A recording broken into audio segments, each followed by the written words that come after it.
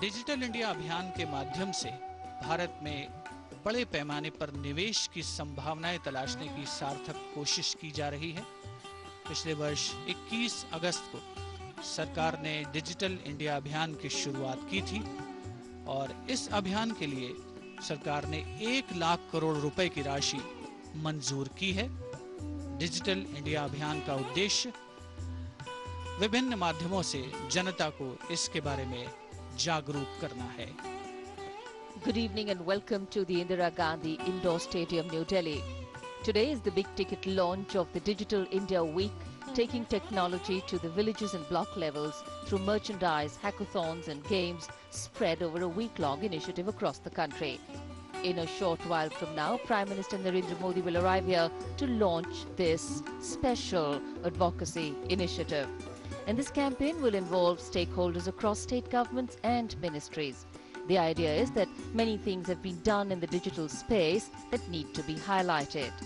The watchwords of the campaign: inform, educate and engage, and will include taking the message of Digital India to the masses through educational institutions, industry and government agencies. It will in fact educate people on various important services such as digital literacy, cyber hygiene and e-waste management, and also look at engaging a large number of people, especially youth, on a continuous basis.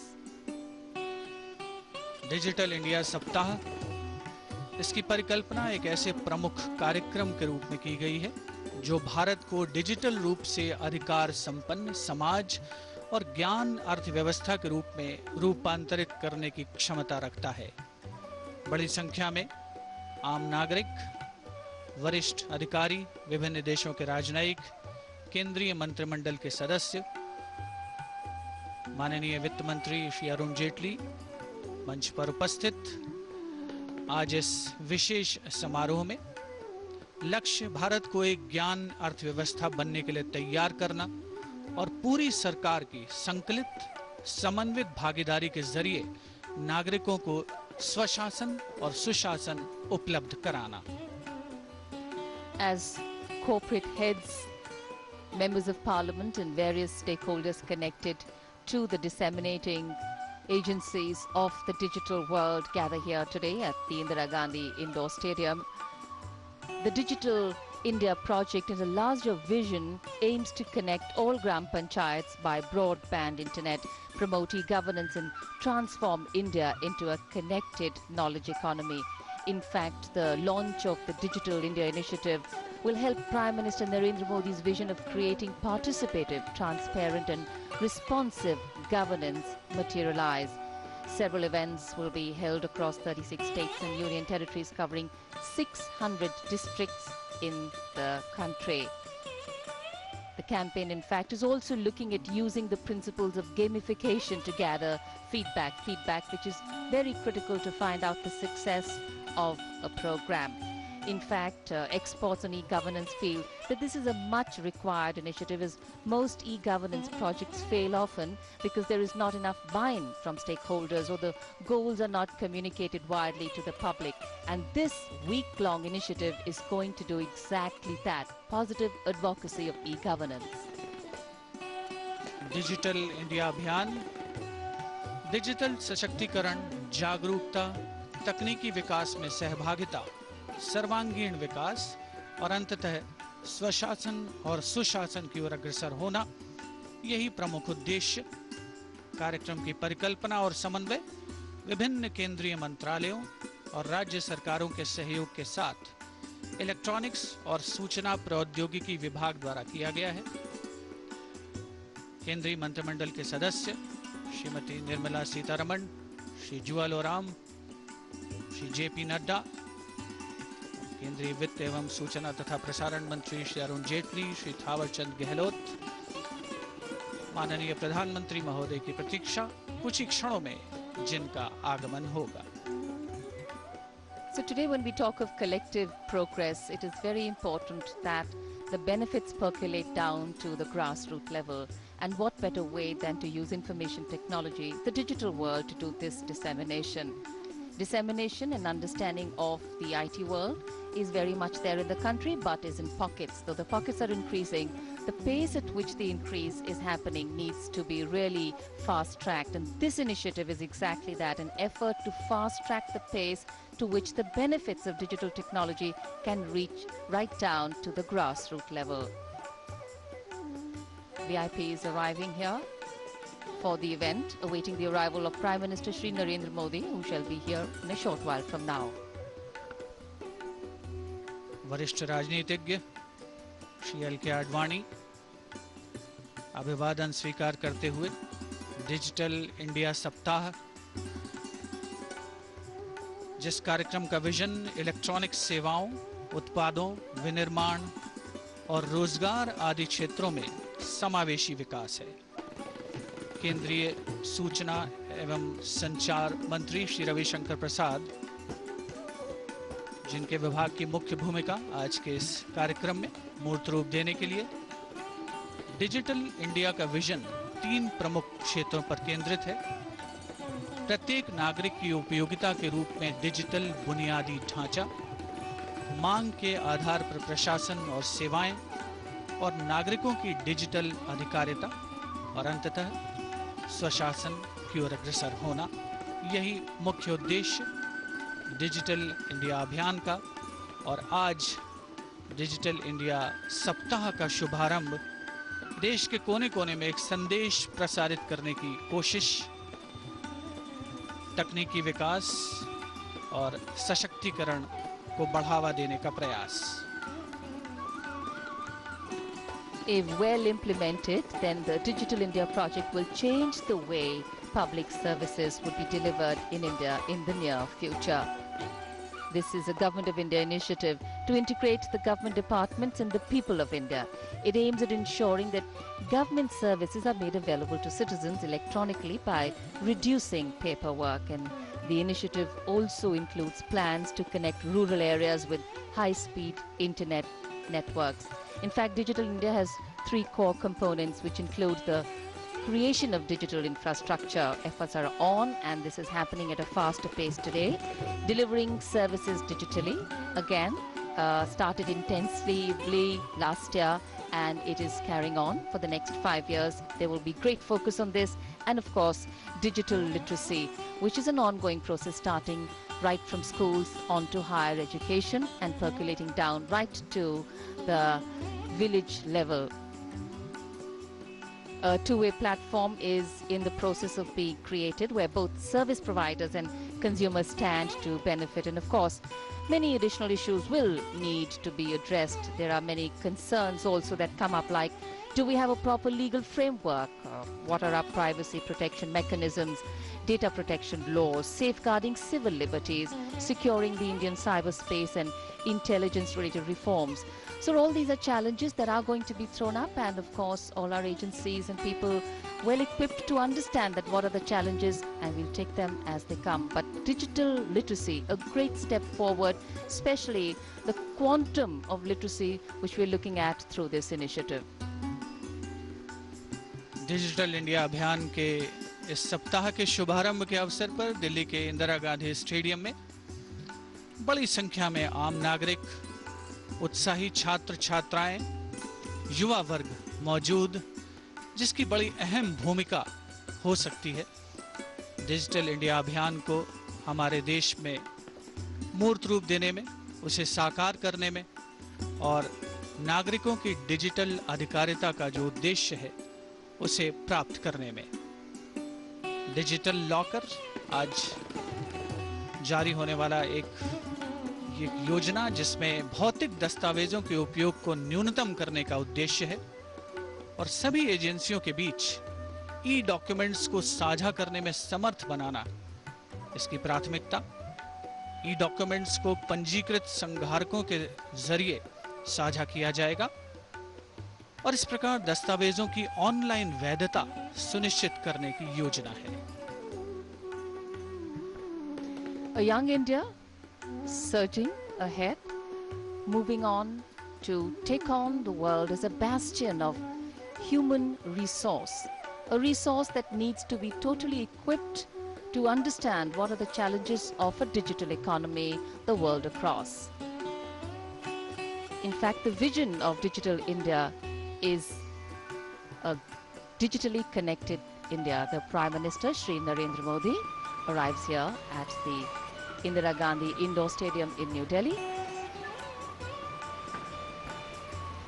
माननीय प्रधानमंत्री श्री नरेंद्र मोदी का आगमन। केंद्रीय संचार एवं सूचना प्रौद्योगिकी मंत्री श्री रविशंकर प्रसाद का स्वागत करते हुए, साथ में विभाग के सचिव श्री RS शर्मा। कुछ ही क्षणों में स्टेडियम में प्रधानमंत्री महोदय का आगमन होगा। एक विशिष्ट अवसर, डिजिटल इंडिया सप्ताह का शुभारंभ, सशक्तिकरण, जागरूकता, तकनीकी विकास में सहभागिता, सर्वांगीण विकास, स्वशासन और सुशासन की योजना को मूर्त रूप देना, इस महत्वपूर्ण अभियान का उद्देश्य। और आज उसी का शुभारंभ दिल्ली के इंदिरा गांधी इंडोर स्टेडियम पर। An expectant audience awaiting the arrival of the Prime Minister, who's arrived in the vicinity of the stadium. We showed you the shots and will be soon entering inside the main arena. Prime Minister Shri Narendra Modi arriving inside the stadium.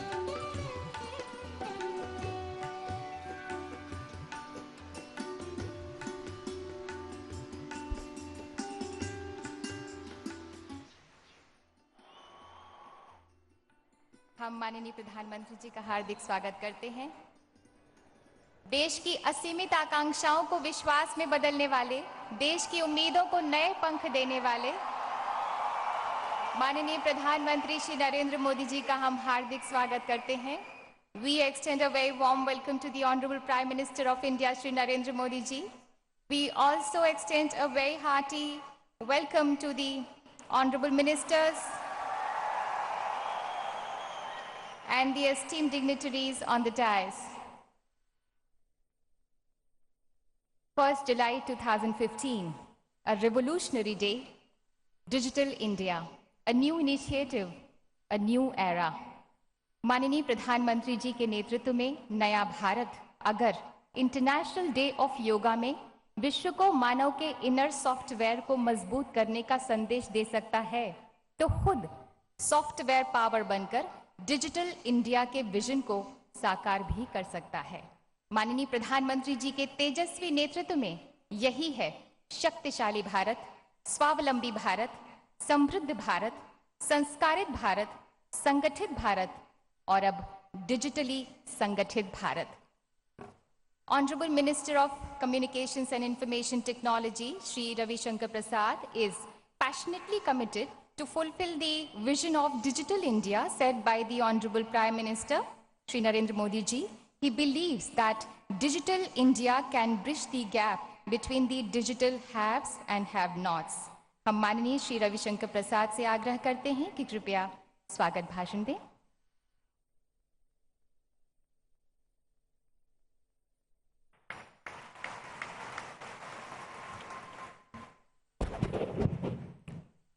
सम्मानीय प्रधानमंत्री जी, सम्मानीय वित्त मंत्री अरुण जेटली जी, इस hall में उपस्थित पूर्व उप प्रधानमंत्री और पार्लियामेंट्री स्टैंडिंग कमेटी आईटी के सम्मानीय सदस्य आदरणीय लाल कृष्ण आडवाणी जी, मंच पर उपस्थित हमारे मंत्री परिषद के सम्मानीय सदस्य श्री जगत प्रकाश नड्डा, श्री थावरचंद गहलोत, श्री जुएल ओराम, श्रीमती निर्मला सीतारामन, मंच पर उपस्थित सभी पदाधिकारीगण and the proud representative of the corporate sector, both India and global. A warm welcome to all of you and greetings and namaskar.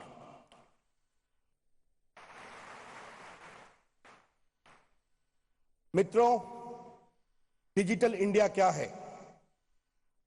Digital India का सार है एक डिजिटली साक्षर भारत, एक समर्थ भारत, एक समृद्ध भारत, एक सुशासित भारत, जिसकी बुनियाद पर बनेगा एक शक्तिशाली, विकसित और दुनिया में प्रतिष्ठित Bharat.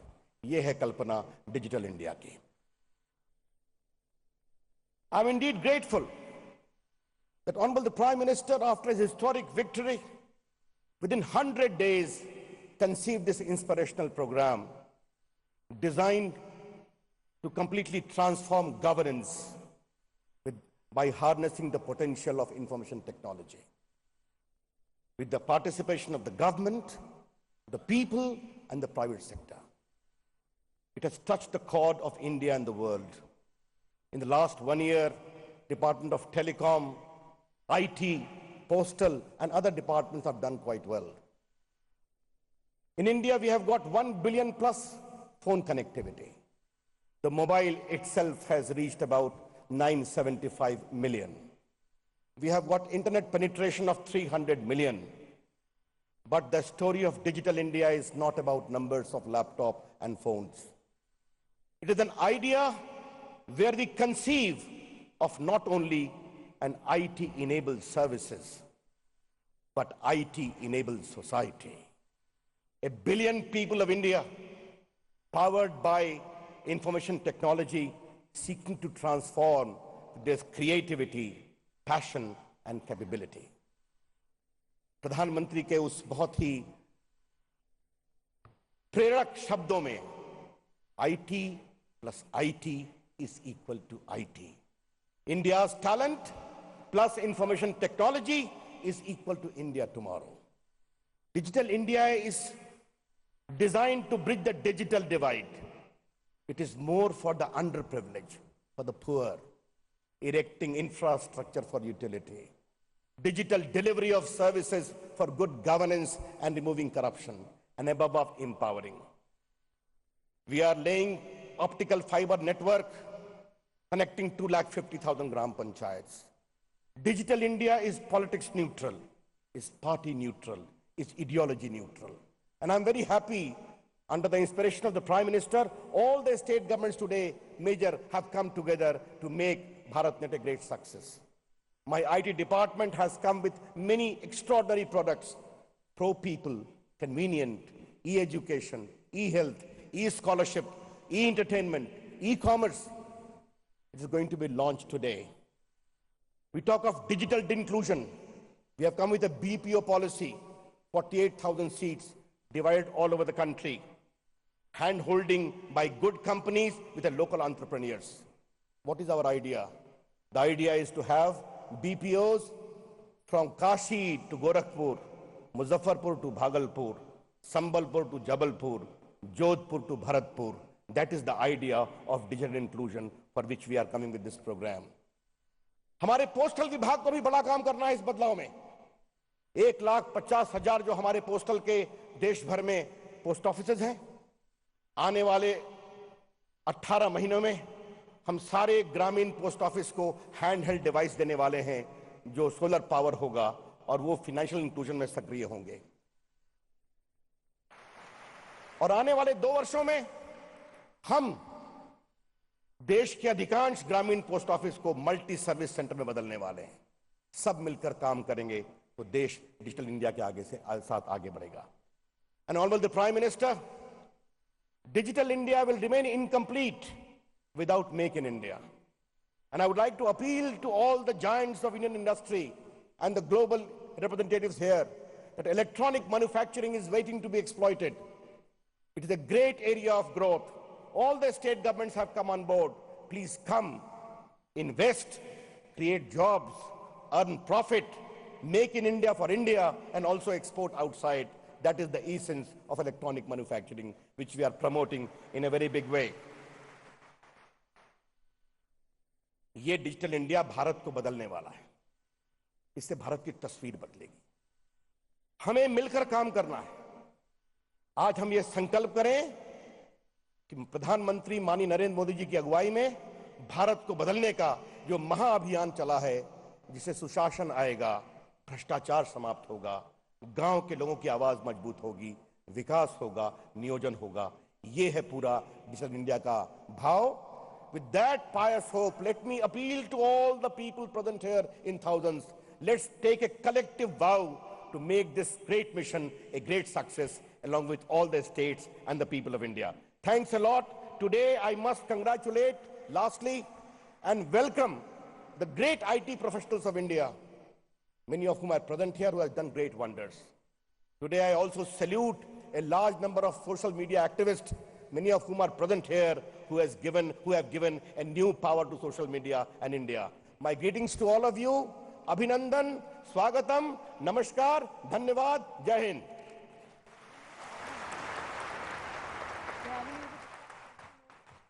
Thank you honourable Shri Ravishankar Prasad. हम आपको बता दें कि NOFN और NIC के द्वारा ऑनलाइन हमें इस वक्त 31 ग्राम पंचायतें, 14 राज्य के कुछ जिले सभी हमें लाइव देख पा रहे हैं ऑनलाइन, और हम उन्हें देख पा रहे हैं। Our Honorable Prime Minister says that we are the largest democracy, but we have also to be the fine democracy. India is going to emerge as the digitally developed democracy. Digital India का लोगो भी इसी गर्व का एहसास कराता है। हम माननीय प्रधानमंत्री जी से अनुनय करते हैं कि कृपया डिजिटल इंडिया कार्यक्रम का शुभारंभ अपने कर कमलों द्वारा रिमोट का बटन दबाकर करें।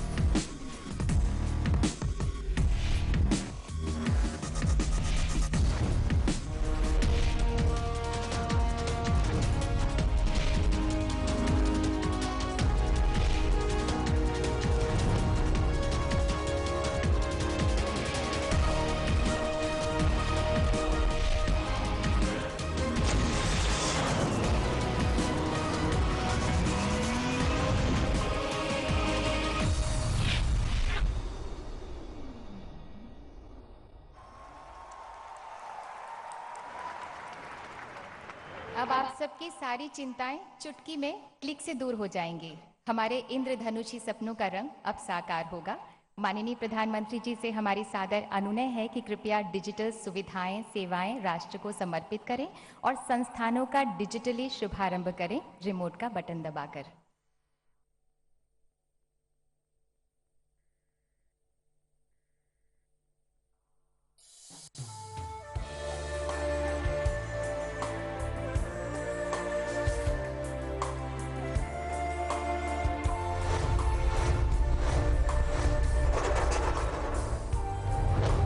संचार आधारभूत संरचना और सेवाएं, Bharat net, high speed broadband सभी के लिए। भारत के विभिन्न राज्यों एवं केंद्र शासित प्रदेशों की 2.5 लाख ग्राम पंचायतों को एक हाई स्पीड डिजिटल हाईवे द्वारा इंटरनेट की दुनिया से जोड़ने का कार्यक्रम तीव्र गति से प्रारंभ हो चुका है। आज केरल, पुडुचेरी और चंडीगढ़ की सभी ग्राम पंचायतों को इस हाईवे से जोड़ा गया है। BSNL NGN next generation network भविष्य की संचार प्रणाली को वर्तमान में साकार करता हुआ एक नेटवर्क। आज भारत में 55 BSNL next generation network exchanges कार्यरत किए गए हैं माननीय प्रधानमंत्री के कर कमलों से। इसी के साथ देश में कार्यरत इसी वर्ष शुरू NGN एक्सचेंजेस की कुल संख्या बढ़कर 206 हो गई है, जिसे सन 2015 में ही बढ़ाकर 678 किया जाएगा। देश के सभी अन्य एक्सचेंजेस को भी अगले 2 वर्षों में NGN में बदल दिया जाएगा। BSNL nation wide wifi hotspots. BSNL ने पूरे देश में वाईफाई को व्यापक तौर पर फैलाने का बीड़ा उठाया है। आज भारत में धार्मिक, पर्यटन एवं महत्वपूर्ण सार्वजनिक स्थलों को डिजिटल दुनिया से जोड़ते 53 BSNL वाईफाई हॉटस्पॉट्स को कार्यरत किया गया है माननीय प्रधानमंत्री के कर कमलों से। इसी के साथ देश में वाईफाई हॉटस्पॉट्स की कुल संख्या बढ़कर 121 हो गई है, जिसे आने वाले 1 वर्ष में 250 स्थानों पर 2500 वाईफाई हॉटस्पॉट्स तक ले जाने का लक्ष्य है।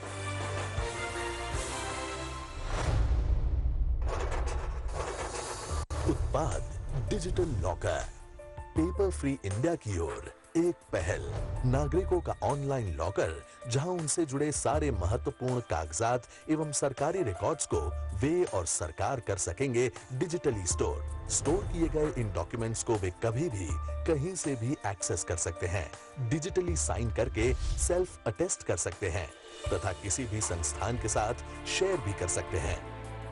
नेशनल स्कॉलरशिप पोर्टल एक, स्कॉलरशिप्स अनेक। अब कोई उद्यमी विद्यार्थी नहीं रहेगा स्कॉलरशिप से वंचित, क्योंकि अब राज्यों और केंद्र की सभी स्कॉलरशिप योजनाएं मिलेंगी उन्हें एक ही प्लेटफॉर्म पर ऑनलाइन। आवेदन, स्वीकृति और पेमेंट जैसी अनेक प्रक्रियाएं भी होंगी ऑनलाइन और विद्यार्थियों की स्कॉलरशिप जाएगी सीधे उनके अकाउंट में।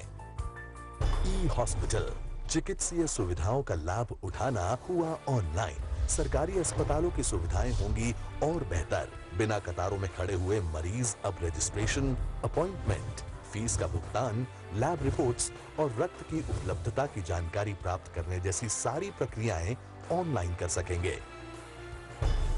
ई साइन, डिजिटल साइनिंग, कहीं भी कभी भी। अब भारत के नागरिक अपने डिजिटल डॉक्यूमेंट्स को कर सकेंगे डिजिटली साइन, आधार ऑथेंटिकेशन के द्वारा। Digitise India platform, digital India का पहला कदम, सरकार और नागरिकों का एक जन अभियान। सिर्फ सरकारी ही नहीं, बल्कि प्राइवेट संस्थानों के भी करोड़ों कीमती कागजातों को इनोवेशन और टेक्नोलॉजी के समन्वय से किया जाएगा डिजिटाइज। इस जन अभियान में जुड़ेंगी महिलाएं, युवा, बड़े बुजुर्ग और बड़े पैमाने पर होगा रोजगार का निर्माण। पोर्टल एवं apps, digital India portal and mobile app. Digital India कार्यक्रम तथा इसके तहत की जाने वाली अनेक पहलों के अमलीकरण की जानकारी अब सीधे उपलब्ध होगी एक सेंट्रल पोर्टल पर। सरकार एवं नागरिक कहीं भी कभी भी कर सकेंगे इस जानकारी को access digital India mobile app के जरिए। माई गव मोबाइल ऐप, सहभागितापूर्ण शासन अब आपके हाथों में। नागरिकों और सरकार को जोड़ता ये मंच अब पहुंचेगा भारत के हर नागरिक तक मोबाइल ऐप के जरिए। स्वच्छ भारत मिशन ऐप, स्वच्छ भारत हर जगह हर तरफ। भारत के गांव-गांव और शहर-शहर को स्वच्छ बनाने के अभियान में नागरिक अब जुड़ सकेंगे सिर्फ एक मोबाइल ऐप के जरिए। आधार मोबाइल अपडेट एप्लीकेशन, आपकी डिजिटल पहचान अब आपके हाथ में। सरकारी सेवाओं का लाभ लेने के लिए ऑथेंटिकेशन हुआ और आसान। अब कोई भी नागरिक अपने मोबाइल फोन को बना सकेगा अपनी डिजिटल पहचान अपने आधार नंबर को मोबाइल नंबर से जोड़कर। ये हो सकेगा दो आसान प्रक्रिया के जरिए, assisted update common services centre के ऑपरेटर की मदद से या सेल्फ अपडेट घर बैठे अपने रजिस्टर्ड बायोमेट्रिक डिवाइस के जरिए। अनुसंधान संस्थान एनसी फ्लेक्स, फ्लेक्सिबल इलेक्ट्रॉनिक्स के उभरते क्षेत्र में रिसर्च और इनोवेशन को बढ़ावा देने के लिए भारत सरकार की एक पहल। Indian Institute of Technology Kanpur के अंतर्गत आज National Centre for Flexible Electronics NC Flex का शुभारंभ तथा उसके नए भवन का शिलान्यास माननीय प्रधानमंत्री के कर कमलों से किया गया है। Centre for excellence on IoT, NASSCOM, ornate और इलेक्ट्रॉनिकी एवं सूचना प्रौद्योगिकी विभाग की एक पहल। $300 बिलियन के उभरते क्षेत्र इंटरनेट ऑफ थिंग्स में भारत आईटी सर्विसेज जैसी अग्रिमता हासिल करे, इसी उद्देश्य के साथ की जा रही है इस सेंटर की स्थापना।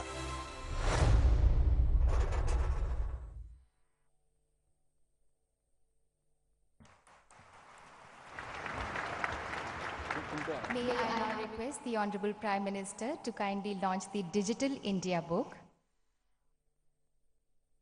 ये पुस्तक डिजिटल इंडिया के 9 प्रमुख स्तंभों पर प्रकाश डालती है।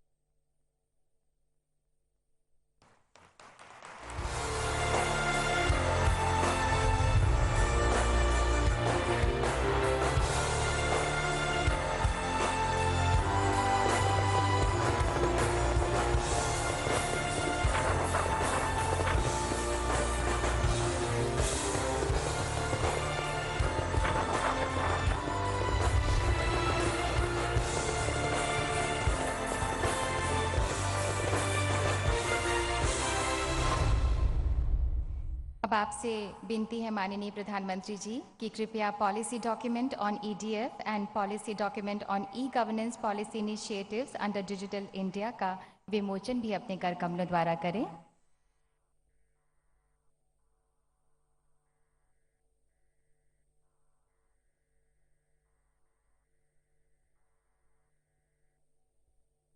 Electronic system design and manufacturing policy document 2020 तक नेट इंपोर्ट शून्य हो जाए, इस संकल्प के साथ।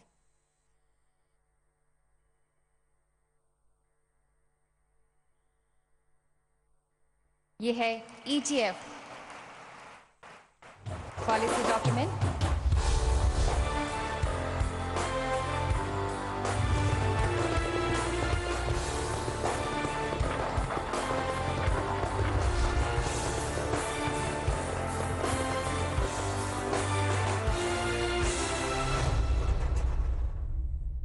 और ई गवर्नेंस पॉलिसी इनिशिएटिव्स केंद्र और राज्य खुद डिजिटली निपुण होकर इसकी सुविधाएं जन जन तक पहुंचाएं।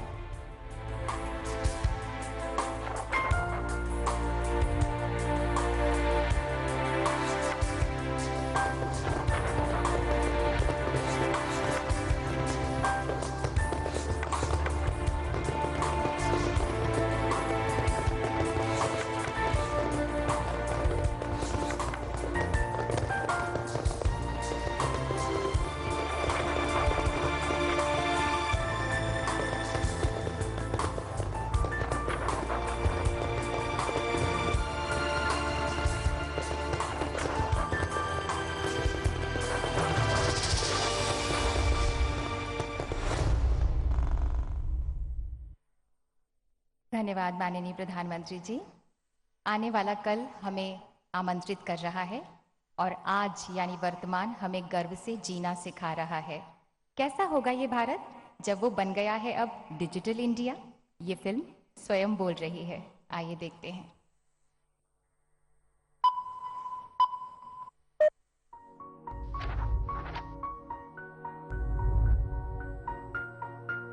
ये कहानी है भारत और भारत की। एक भारत घंटों से कतार में। ये कहानी है भारत और भारत की। एक भारत घंटों से कतार में खड़ा है और दूसरा भारत कब का काम पर निकल चुका है। एक भारत सिर्फ किताबी बातें रटकर बैठा है और दूसरा भारत पूरी दुनिया को पढ़ने बैठा है। एक भारत सरकार से मीलों दूर है और दूसरा भारत सरकार से दिन में कई बार मिलता है। एक भारत की सभी लाइनें व्यस्त हैं और दूसरा ऑनलाइन है। एक भारत अभी भी कागजों में उलझा हुआ है और दूसरा पेपर फ्री हो चला है। तो क्यों ना दोनों भारत को मिला दिया जाए एक डिजिटल प्लेटफॉर्म पर, जिससे ऑनलाइन हो सरकार, ऑनलाइन हो नागरिक, ताकि हमें अपना काम, पढ़ाई या घर छोड़कर लाइन में ना लगना पड़े, ताकि हमारा ब्लड प्रेशर भी नॉर्मल रहे और पेट्रोल का कांटा भी, जिससे न हम बेकार पसीना बहाएं और न समय गंवाएं। तो आइए बनाएं digital India, power to empower. हमारे प्रधानमंत्री जी ने हमेशा हर योजना को आकार दिया है साधारण नागरिकों के सशक्तिकरण के लिए। इसी शक्ति का एक नाम है जैम, यानी कि जन धन आधार एंड मोबाइल। और इस शक्ति का एक बहुत बड़ा रूप है डिजिटल इंडिया मिशन। देखिए, डिजिटल इंडिया मुहिम को देश के कोने कोने तक पहुंचाने के लिए सबसे पहले जरूरी है एक एक नागरिक की डिजिटल पहचान, जो कि उसे मिल रही है आधार कार्ड से।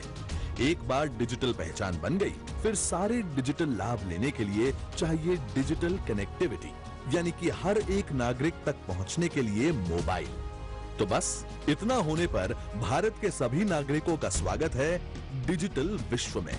अब इस माध्यम से कोई भी नागरिक कहीं से भी कर सकता है कोई भी एप्लीकेशन ऑनलाइन। न तो उसे कहीं जाने की जरूरत, न किसी कतार में खड़े रहने की, न ही कोई बिचौलियों की जरूरत। आपकी की गई एप्लीकेशन बिल्कुल सुरक्षित होगी, क्योंकि आप उस पर करेंगे ई साइन। एप्लीकेशन तो कर दी, पर उसके साथ जो डॉक्यूमेंट्स देने होंगे उसका क्या? उसके लिए भी अब आपको बस, ट्रेन या ऑटो में धक्के खाकर कॉपीज, ट्रू कॉपीज करवाने की भागदौड़ करने की जरूरत नहीं है। अब आप ये काम भी कर सकते हैं ऑनलाइन, डिजिटल लॉकर के जरिए।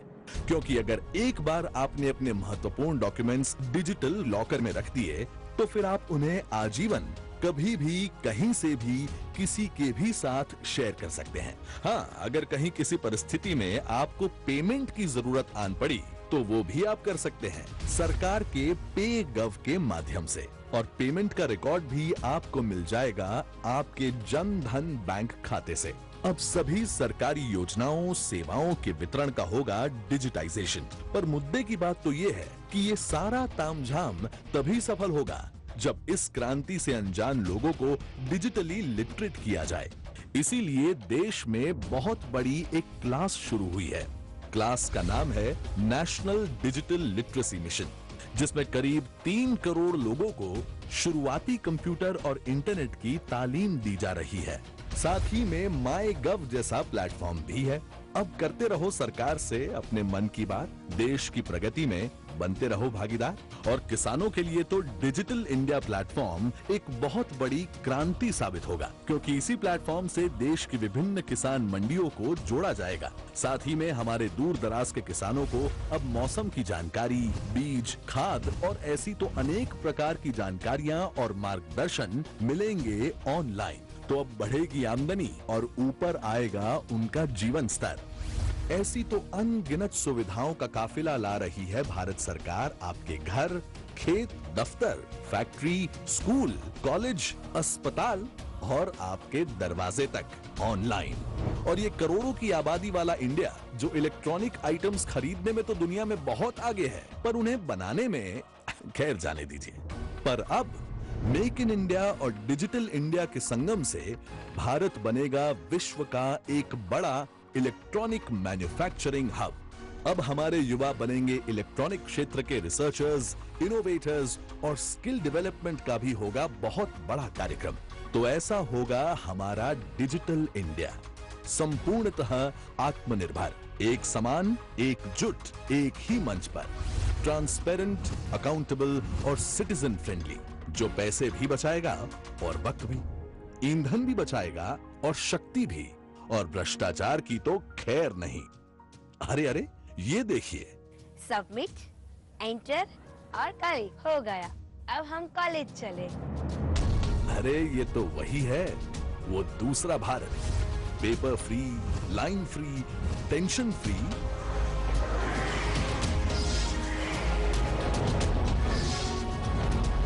ये है digital India, power to empower. अब हर घर आंगन में एक साथ एक बराबरी से बरसेंगे। अब हम आपको उन महिलाओं से मिलवाएंगे जो सुदूर इलाकों में डिजिटल इंक्लूजन की दिशा में बहुत ही सराहनीय कार्य कर रही हैं। हम माननीय प्रधानमंत्री जी से सादर आग्रह करते हैं कि कृपया इन महिलाओं को सम्मानित करें। इन्हें लैपटॉप और सर्टिफिकेट दिया जा रहा है। झारखंड की किरण कुमारी। किरण कुमारी ने जन सेवा केंद्र के जरिए गांव वालों को जरूरत के हिसाब से सरकारी प्रमाण पत्र, वोटर कार्ड, आधार कार्ड छापना और प्रधानमंत्री जन धन योजना के तहत बैंकिंग जैसी सुविधाएं प्रदान की हैं। लोगों को डिजिटल साक्षर बनाया है, युवाओं को रोजगार भी दिलाया है।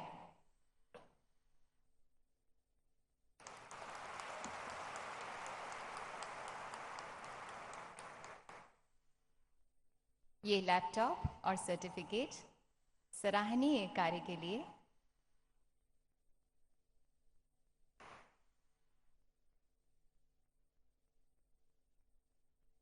तनुजा रायचूरिया, धमतरी, छत्तीसगढ़।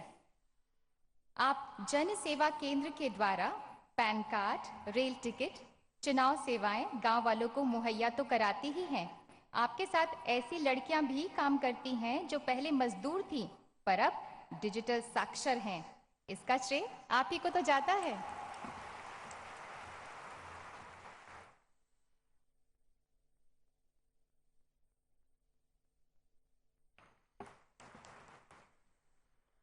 बहुत बहुत धन्यवाद माननीय प्रधानमंत्री जी। माननीय प्रधानमंत्री जी का मानना है कि डिजिटल इंडिया की सफलता तभी सुनिश्चित होगी जब सरकार और प्राइवेट सेक्टर यानी निजी क्षेत्र मिलकर इसे मंजिल तक पहुंचाएं। And we are very pleased to announce that the leading figures from Indian and global industries are present today with us here. तो इसी कड़ी में मैं सबसे पहले आमंत्रित करूंगी Shri Mukesh D Ambani, chairman and managing director Reliance industries limited को। सभी एस्टीम्ड स्पीकर से निवेदन है कि कृपया अपनी बात 2.5 मिनट में संपन्न करने की कोशिश करें।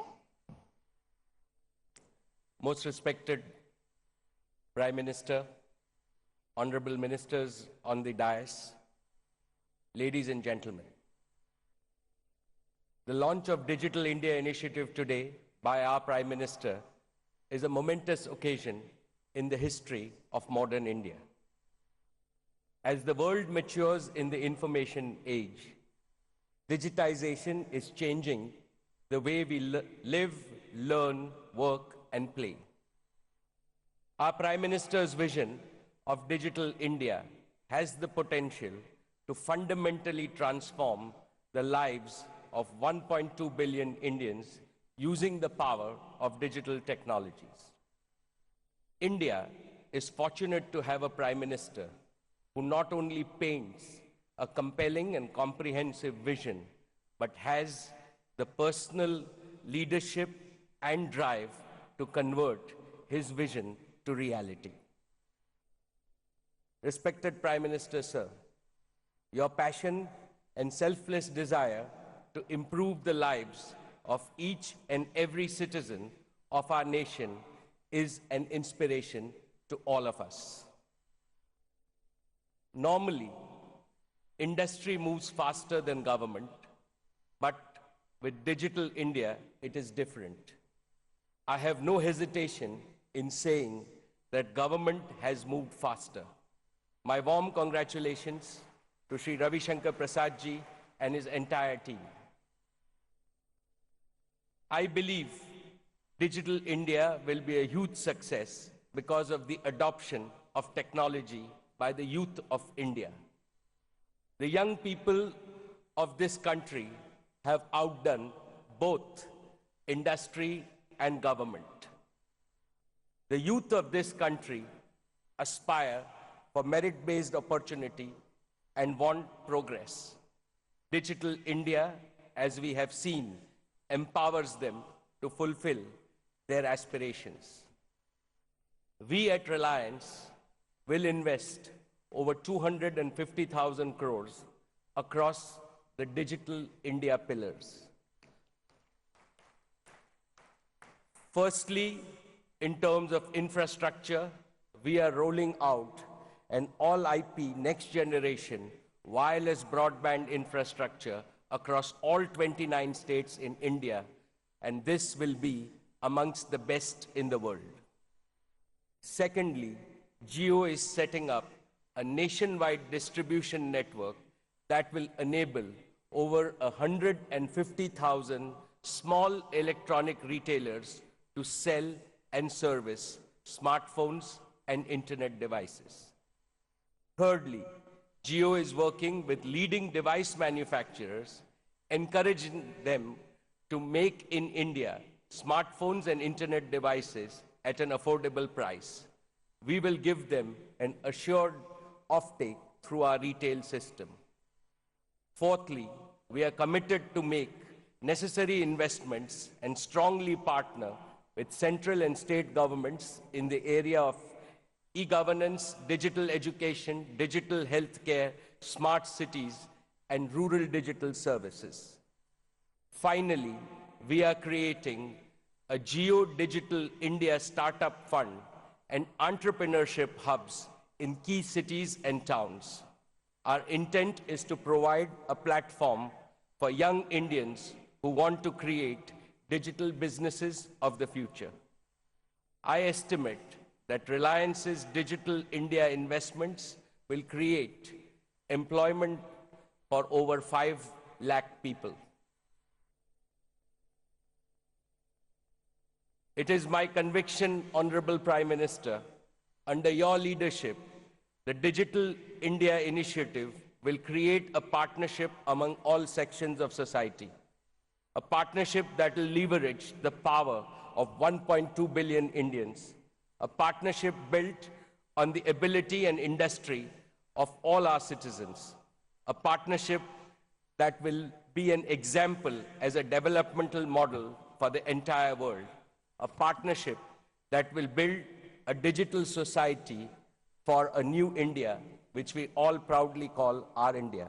With these words, let me once again congratulate you and the entire Digital India team. Thank you so much. Now I invite Mr. Cyrus P. Misri, Chairman Tata Sons Limited, to kindly share his thoughts with us. आपसे निवेदन है कि कृपया 2.5 minute की समय सीमा का कृपया ध्यान रखें. Honorable Prime Minister Shri Narendra Modi, Honorable Minister of Communications and IT Shri Ravi Shankar Prasad, distinguished guests on the dais, friends and colleagues. I'm delighted to be here today at the launch of Digital India Week. The Government of India's Digital India program to transform India into a digitally powered knowledge economy has been received overwhelmingly with enthusiasm by the industry. I would like to congratulate the Prime Minister on giving the vision to this country, to the program's three-pronged focus on creating a strong digital infrastructure utility, providing governance and service in real time, and digitally empowering citizens. This has the potential to leapfrog us as a nation ahead of countries which have been on the digital journey for decades. The Tata Group has been a pioneer in the digital revolution, right from 1985, when TCS set up India's first client-dedicated offshore development center. The Tata Group has since continued its investment into digital technologies. TCS today employs over 300,000 people in the digital world. We hope to recruit an additional 60,000 people within this year.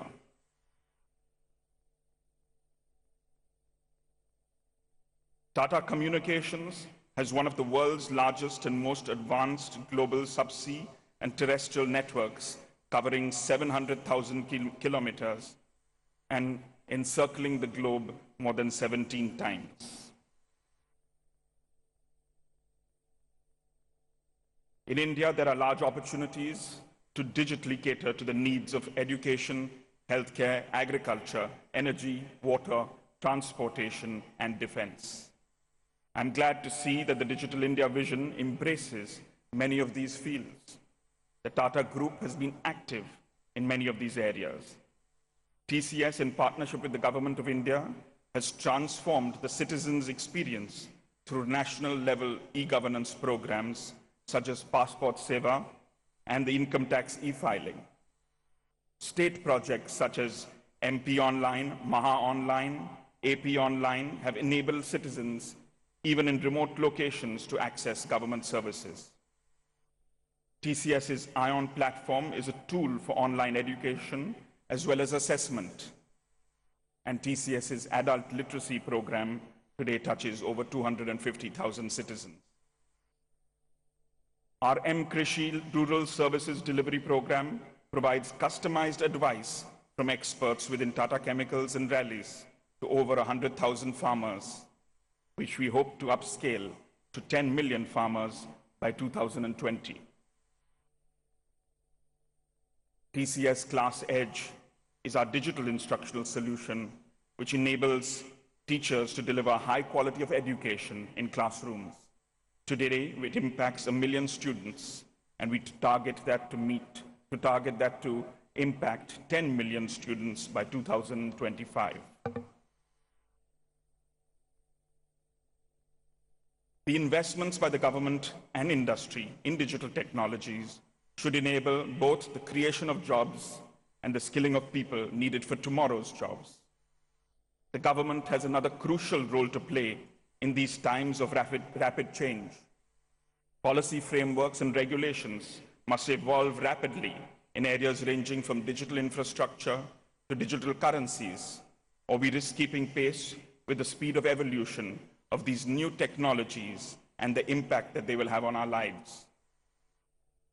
With a strong market, a large talent pool, and a culture of frugal innovation, India has all the ingredients to become a global driver of the digital economy. I would like to congratulate the government under the leadership of Shri Narendra Modi on this important initiative and commit Tata Group's wholehearted participation in making this the century of Indian innovation. Thank you very much.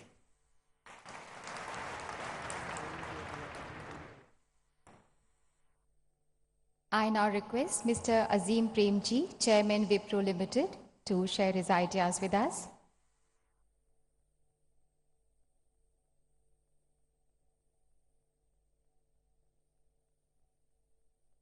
Mr. Prime Minister, Mr. ICT Minister Ravi Shankar Prasad, people on the dais and friends. The vision of the Prime Minister for Digital India is a very powerful one. It is for the first step forward for us as a country as it aims to empower every single citizen with the power of technology.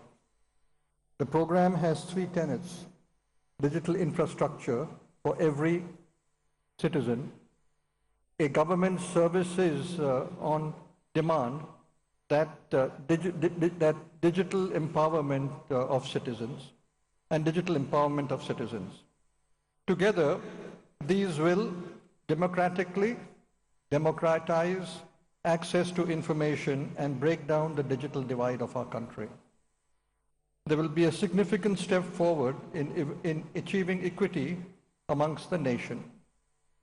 Done right, the impact of having 1.2 billion citizens connected and with access to citizenship services, utilities, financial inclusion, healthcare, and education can be completely transformational in nature.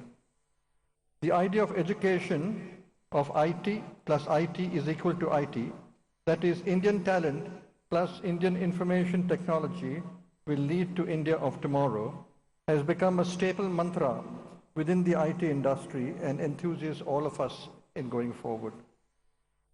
While this vision is simple, it is critical to ensure the availability and affordability of these services at the doorstep of every citizen. Whether these be in education, health, financial services, and governance or entrepreneurship and innovation, it is also equally important to ensure that each citizen has access to these facilities transparently and at an affordable cost. This obviously throws up significant challenges, particularly in our country with a very diverse population, different levels of literacy, very far-flung areas, and different languages. Further, the degree of skill of our manpower leaves much to be desired, and this will have to be significantly stepped up to gain access to these services. We have been very involved in the digital revolution right since its beginning, and we have executed many projects in this field. We have also invested significantly in research and development to become cutting edge vis-a-vis the services which we have to offer in the future. I would like to quickly speak about one major project which we instituted for the Employee State Cooperation, which was enunciated by the Labour Ministry. The program is focused on digitizing the entire healthcare system chain across the country for small and medium enterprises. It is the world's largest healthcare information system and delivers around 23 kinds of services to over 50 million citizens. The system has significantly improved the efficiency and the delivery and availing of healthcare across the country. Prime Minister, we as Wipro are committed to work with the government in terms of whatever is required in terms of resources and people to make this digitization of India a success. With this, I would like to conclude by quoting Vivekananda. Whatever you think that you will be, if you think yourself weak, you will be weak. If you think yourself strong, strong you will be. Thank you.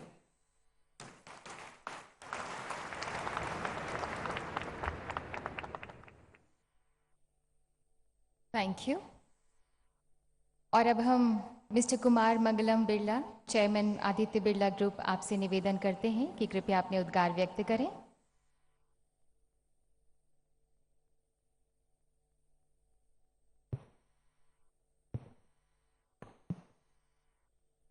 Honorable Prime Minister Shri Narendra Modi, distinguished ministers, ladies and gentlemen, Digital India holds truly exciting possibilities.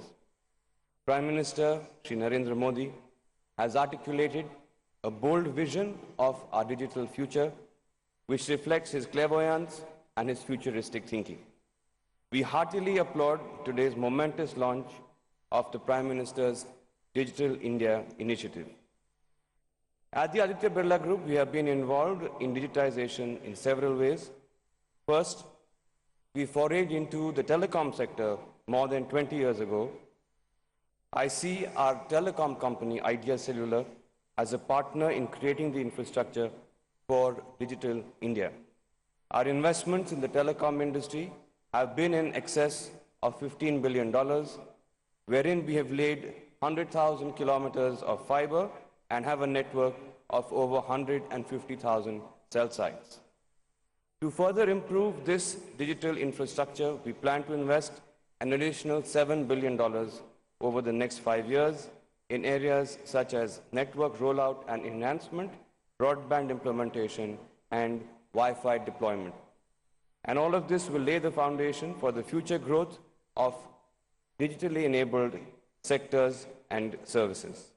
Our reach in terms of Idea subscribers connected to a digital world exceeds 165 million people across 350,000 towns and villages in India.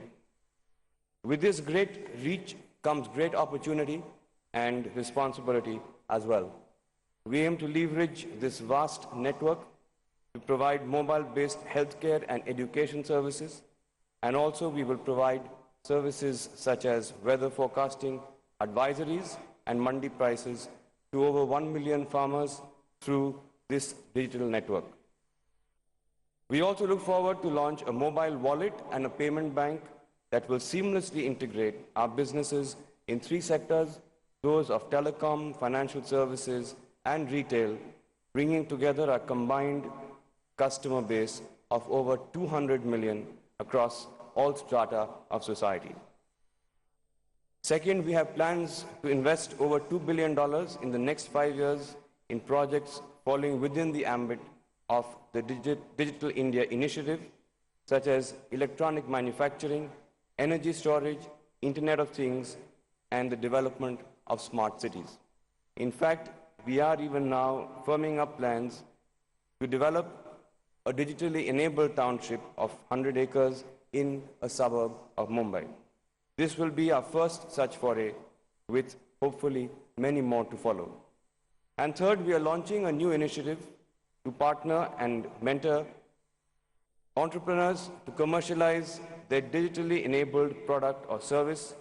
This, we believe, will provide an opportunity over the next 5 years to more than 10,000 entrepreneurs, potentially creating over 1 million new jobs.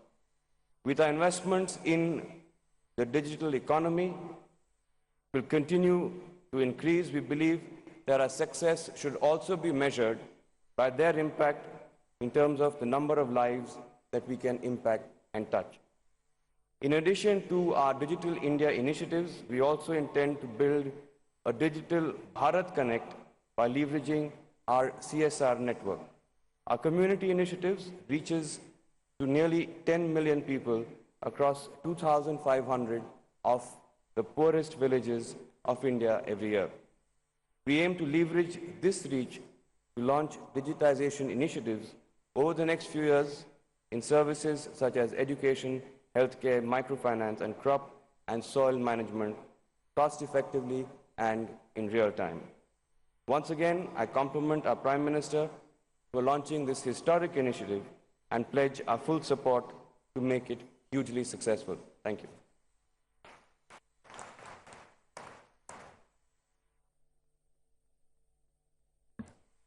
May I request all the esteemed dignitaries who are going to speak today to kindly sum up their speech in 2.5 minutes, please. Now I request Dr. Bernard Gervert, CEO Airbus Defence and Space, to kindly speak on this grand occasion. Honourable Prime Minister, distinguished ministers, ladies and gentlemen, I'm honoured to be here at this outstanding occasion. We at Airbus sincerely believe that your government initiatives of Digital India is set to revolutionize the Indian economy, thereby promoting the actual intent to develop society both inclusively and rapidly. In a country with tremendous pent-up resources and energy, we believe digitalization is on fertile grounds to unleash considerable forces and fast forward Indian society and its economy efficiency. At Airbus Group, world leader in Airbus Defence and Space, we are well placed to testify that the free flow of people with airplanes or of information and data digitally is critical to energize the economy, ensuring welfare and providing security and sovereignty. For instance, India's plan to introduce high-throughput satellites in Ka-band is, in my opinion, an excellent way to rapidly allow the entire country to access communication infrastructure and thereby bridging the digital divide. Just like the introduction of low-cost carriers has democratized air travel, digitalization will bring tremendous benefits, simplify lives, and economic efficiency. We, as the Airbus Group, with all our employees around the world, but in particular with our people here in India, we support highly talented human resources, and we believe on significant growth potential of the high technology industry here in India. And with the reforms of your government, we are absolutely convinced that you make it fly in our world, this digitalization initiative, and not only to make it fly, to make it here in India. And we as a group are committed to support your government and the industry here in India to realize it. And again, it's a pleasure for me to be here with you at this stage. Thank you very much.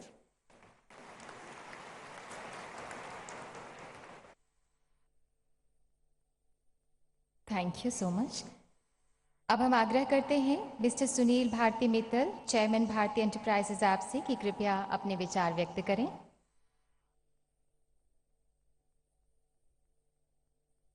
Honorable Prime Minister, sir, honorable ministers, distinguished guests, my industry friends, ladies and gentlemen. It's truly my privilege, sir, here to participate in this fantastic initiative, Digital India, an initiative which has the power to transform this country in the shortest possible time frame. Who better to lead this initiative than our own very popular and beloved Prime Minister, Shri Modi, who is a digitally native Prime Minister, perhaps a handful of leaders around the globe, who understands and is comfortable with technology, an avid user of Facebook, Twitter, a person who has set the trends of selfies. He understands the power of technology. He understands how this can transform this nation. He understands how this can connect the length and breadth of this country in the shortest possible time frame. So we are truly blessed that you have picked up digital initiative as one of your key pillars. I am a product of technology. I'm a product of digital India in the early days, right from 1983-84. I have seen the power of what technology has done in this country and what it can do in the future. A lot has been done. Most of the countries today covered with a radio signal. Most of the people have voice connectivity. And what you are doing today by launching Digital India is to ensure that we build on what is already a fantastic and a very vibrant network established in India to take it to the next level of connecting every citizen of India on a broadband network. We saw in the presentation the powerful display of various array of services, e-governance, e-health, e-education. In the absence of hard infrastructure in our country, which is bound to take some more years, this is the only way to deliver services from the government to the society.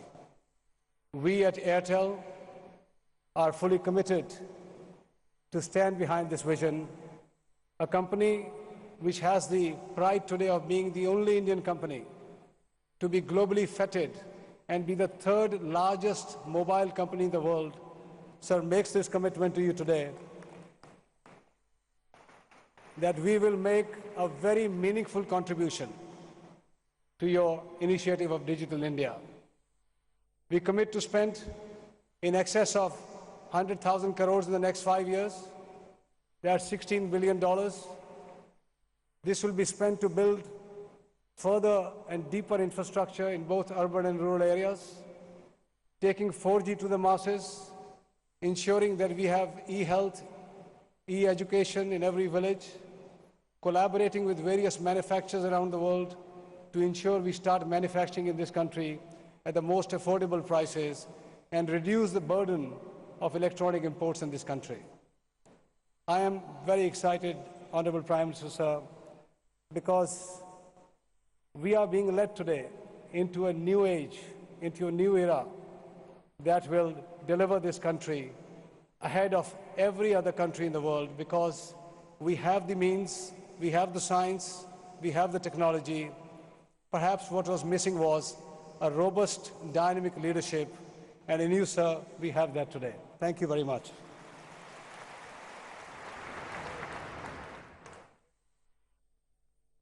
Thank you. Mr. Anil Agrawal, Chairman Vedanta Resources and Sterlite Technologies Limited, आपसे भी हम आग्रह करते हैं कि आप भी कुछ कहें.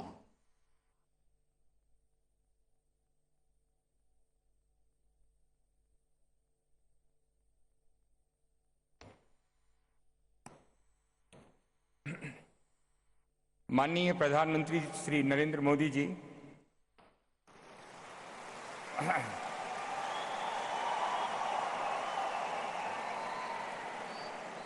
माननीय गृह मंत्री वित्त मंत्री श्री अरुण जेटली जी, केंद्रीय मंत्री रविशंकर प्रसाद जी और सभी साथियों, मैं पूरे वेदांता परिवार की ओर से माननीय प्रधानमंत्री जी श्री नरेंद्र मोदी जी को डिजिटल इंडिया के अभियान के पहल में बधाई देना चाहता हूं।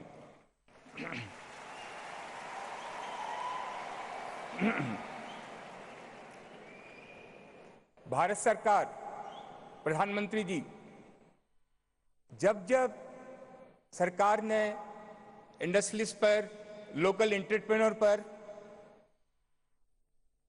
हमारे स्टेट यूनिट पर विश्वास किया है, उन्होंने डिलीवरी की है।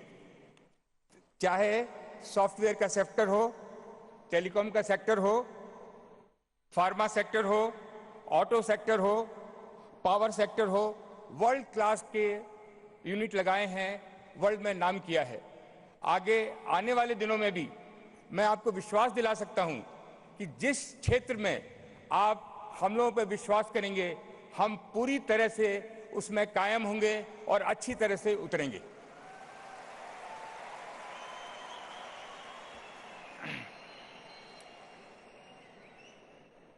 स्टेरलाइट टेक्नोलॉजी ऑप्टिकल फाइबर बनाती है। पूरे हिंदुस्तान में हमारे तीनों चीफ आर्मी के यहाँ पे मौजूद हैं। हम लोगों ने एक बहुत बड़ा हम काम कर रहे हैं जम्मू एंड कश्मीर में, जिसमें कि हम डिजिटल इंडिया के तहत पूरे जम्मू कश्मीर को डिफेंस के अंडर में उसको फाइबर नेटवर्क से कनेक्ट कर रहे हैं। बहुत जिम्मेवारी का काम है, बहुत मेरे को खुशी है, इस काम को हमारी कंपनी पूर्ण कर रही है।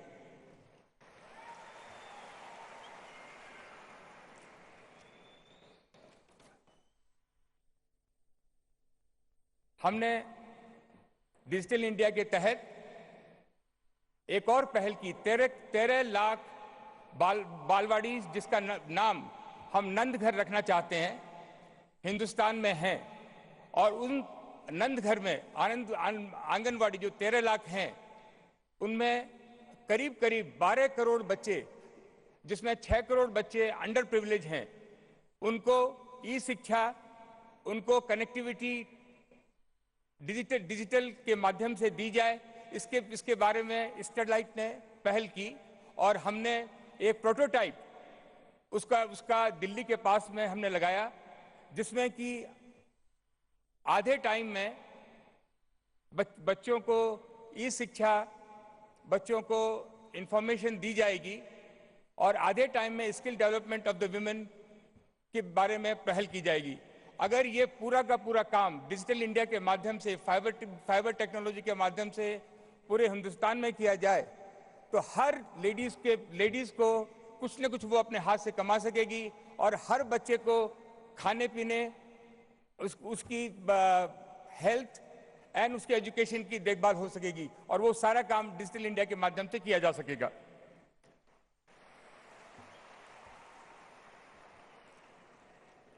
Optical fibre is a glass product. हमने रविशंकर प्रसाद जी, जो मैं बिहार का हूं, वो हमारे बिहार से आते हैं, मेरी जिम्मेवारी बनती थी कि किसी न किसी तरह से कोई न कोई बड़ा प्रोजेक्ट जो माने रखता है उसको अनाउंस किया जाए। उसके तहत हमने, जो कि नेचुरल एक्सटेंशन है, हम लोग इलेक्ट्रॉनिक में, जिसमें कि $100 बिलियन का इंपोर्ट हर साल इंडिया में होता है। ये हमारा दुर्भाग्य है कि हिंदुस्तान में $650 बिलियन का इंपोर्ट करते हैं। उस सारा का सारा इंपोर्ट जो हम लोग हिंदुस्तान में हर चीज यहाँ बना सकते हैं, उसी माध्यम से इसमें हमने पहल की। और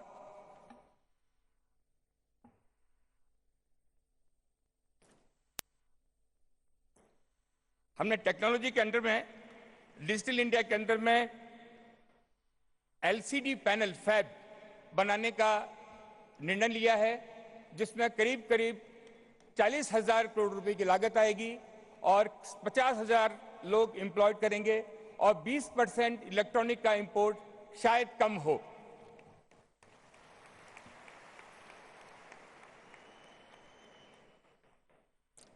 बहुत खुशी लगती है नंद घर, LCD पैनल, कश्मीर में नेटवर्क करना। मेरे को 2.5 मिनट दिया गया है, शायद मैं ज्यादा बोल गया। Thank you very much.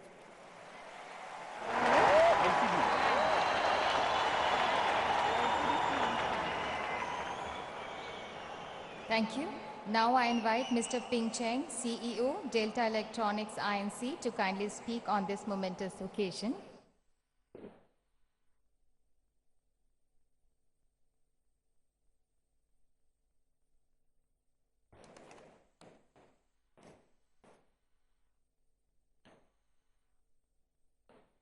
His Excellency, Honorable Shri Narendra Modi, ladies and gentlemen, it is my privilege to attend and witness the grand launch of the Digital India campaign. I would like to extend my gratitude to the government of India for this opportunity. India will become the fourth largest economy in the world by 2020, and the Digital India program is a concerted effort to implement a visionary approach toward this goal. It is encourages drive to build a sustainable future for the nation. I believe Delta India will have the role to contribute to the realization of the vision.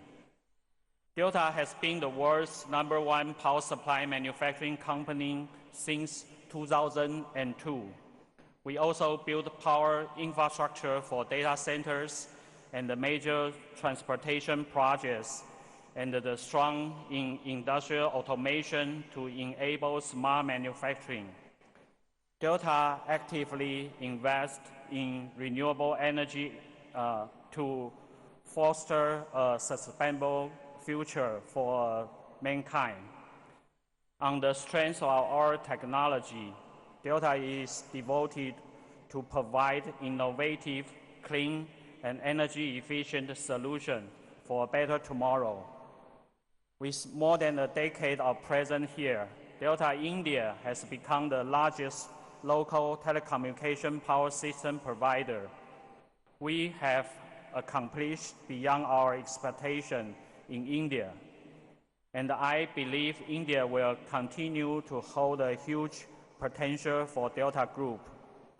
Delta India is proud to announce that we will increase our presence in India for future investment into electronics manufacturing.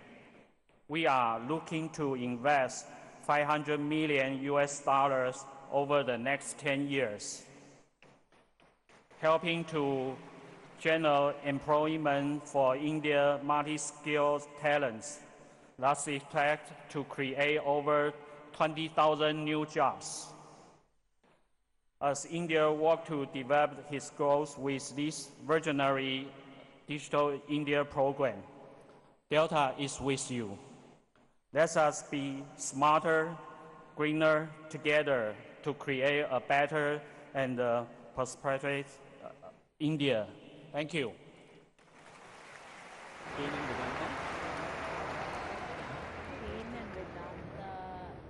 हमारे बीच में mister Anil Ambani, chairman Reliance group मौजूद हैं। हम चाहते हैं कि वो भी अपने विचार रखें।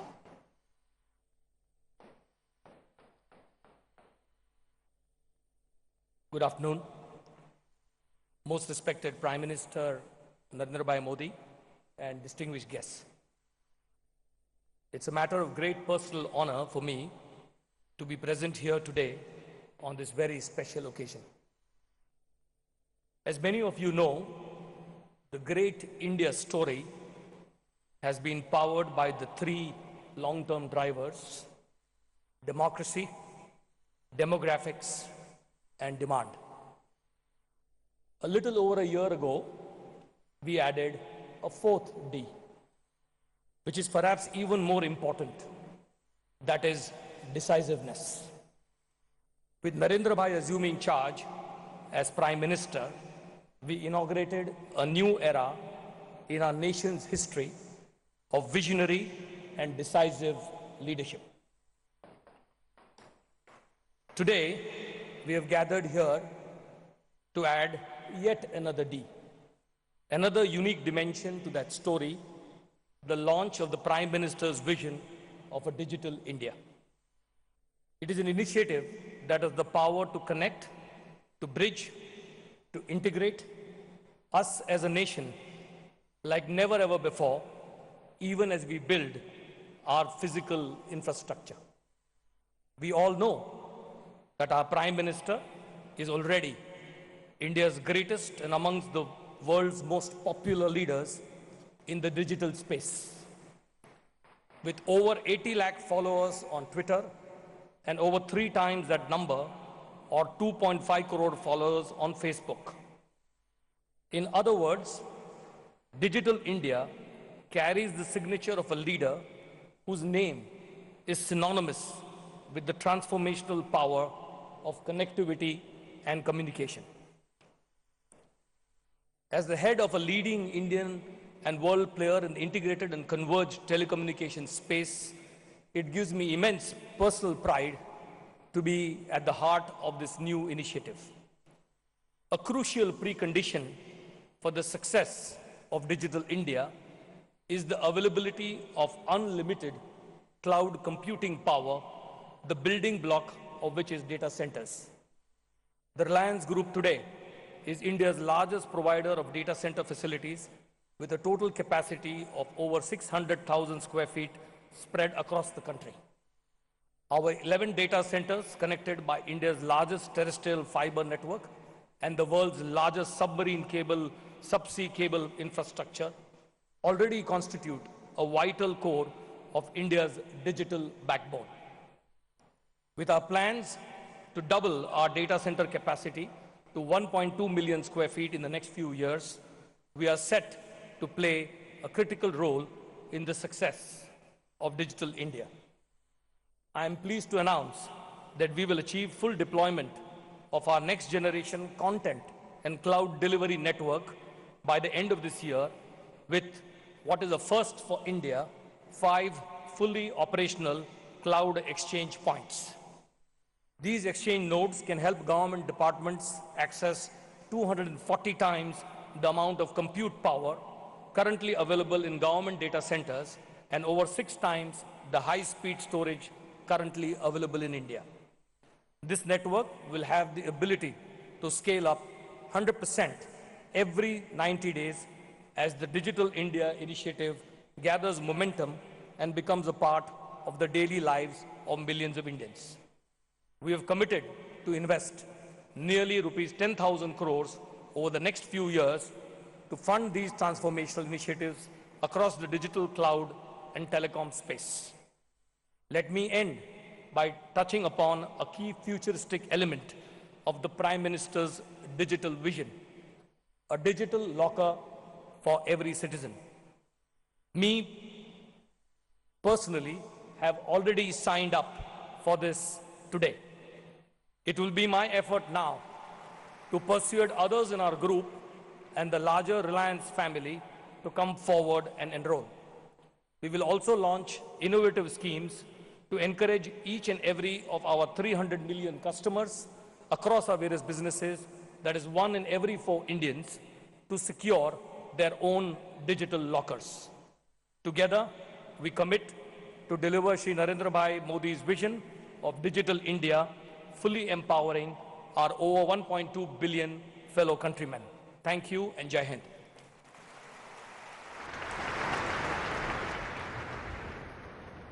Mr. Pawan Munjal, Chairman, MD and CEO, Hero Motor Corporation Limited, आपसे भी आग्रह है कि अपने विचार रखें.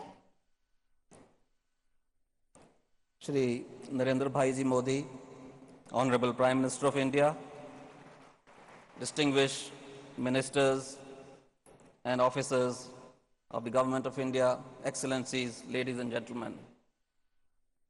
We from the Hero Group come from a background which is that of engineering, bicycles and motorcycles.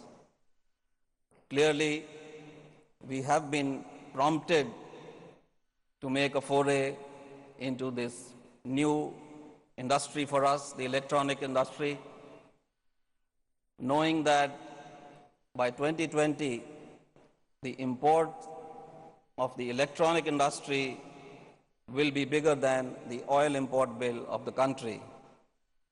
And also seeing the Prime Minister's Digital India vision and the backing, not just the Prime Minister, but the whole of the Government of India is giving to the Digital India program, we've clearly decided to make substantial investments over the next few years behind the Digital India program. On behalf of the Hero Group, today on the launch of the Digital India program, I dedicate the hero group behind this program and behind the Prime Minister's vision to digitize the nation.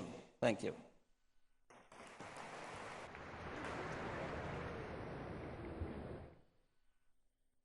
Thank you so much. Now I invite Mr. Mikio Katayama, Vice Chairman, NITEC Corporation, to kindly share his valuable thoughts with us.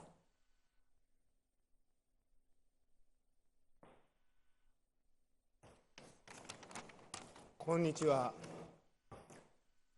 Your Excellency Prime Minister Modi, honorable ministers, distinguished guests, and ladies and gentlemen, it is such a great honor for me to invite to this Digital India program, which is a significant event to the future of India.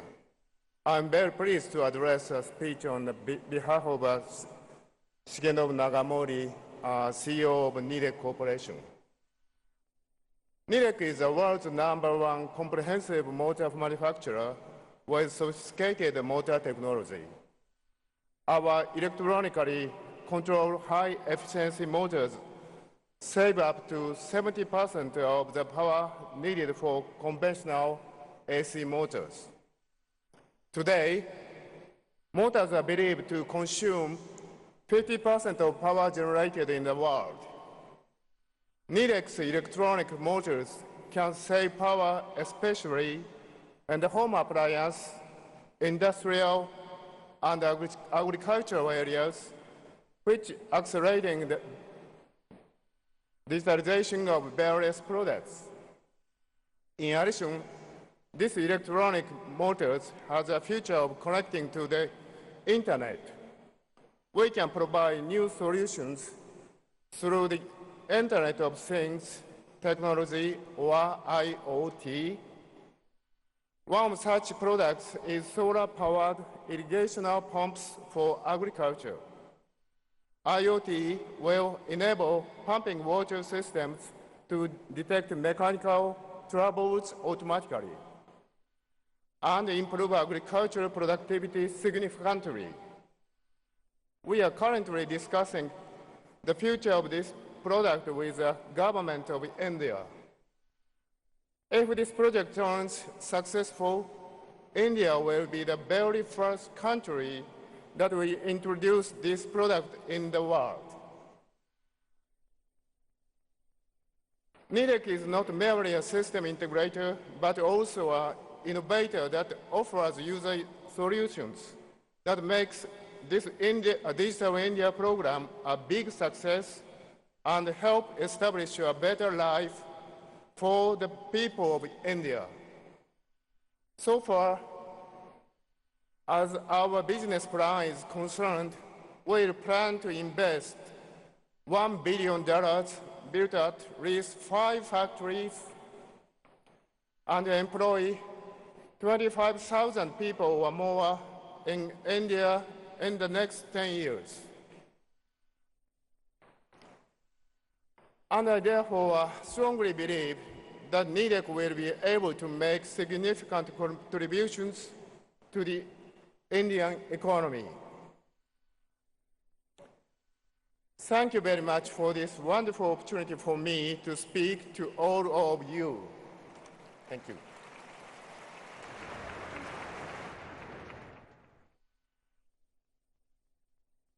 और अब मैं आग्रह करती हूँ mister Hariom Rai, chairman and managing director Lava International Limited, आपसे कि आप भी अपने उद्गार रखें. Honorable Prime Minister, ministers at the dais, ladies and gentlemen, it's a deep pleasure to be here. Behind every problem or all complex problems of the world, there are simple solutions, very simple solutions. But it takes the leader's vision to look at those solutions. Because सरल जो है वो आसान नहीं है, सरल बड़ा कठिन है.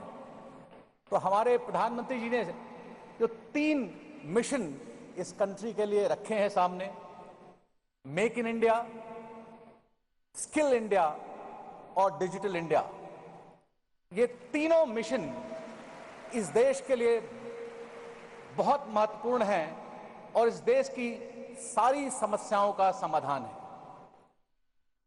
और इसमें लावा की तरफ से हम बहुत मन से इसमें जुड़े हुए हैं। ईश्वर के वरदान से हम ऐसे क्षेत्र में हैं जो तीनों मिशन से जुड़ा हुआ है। We are in the smartphone industry and we are doing manufacturing, and we are also skilling people to come into manufacturing and manufacture for this country.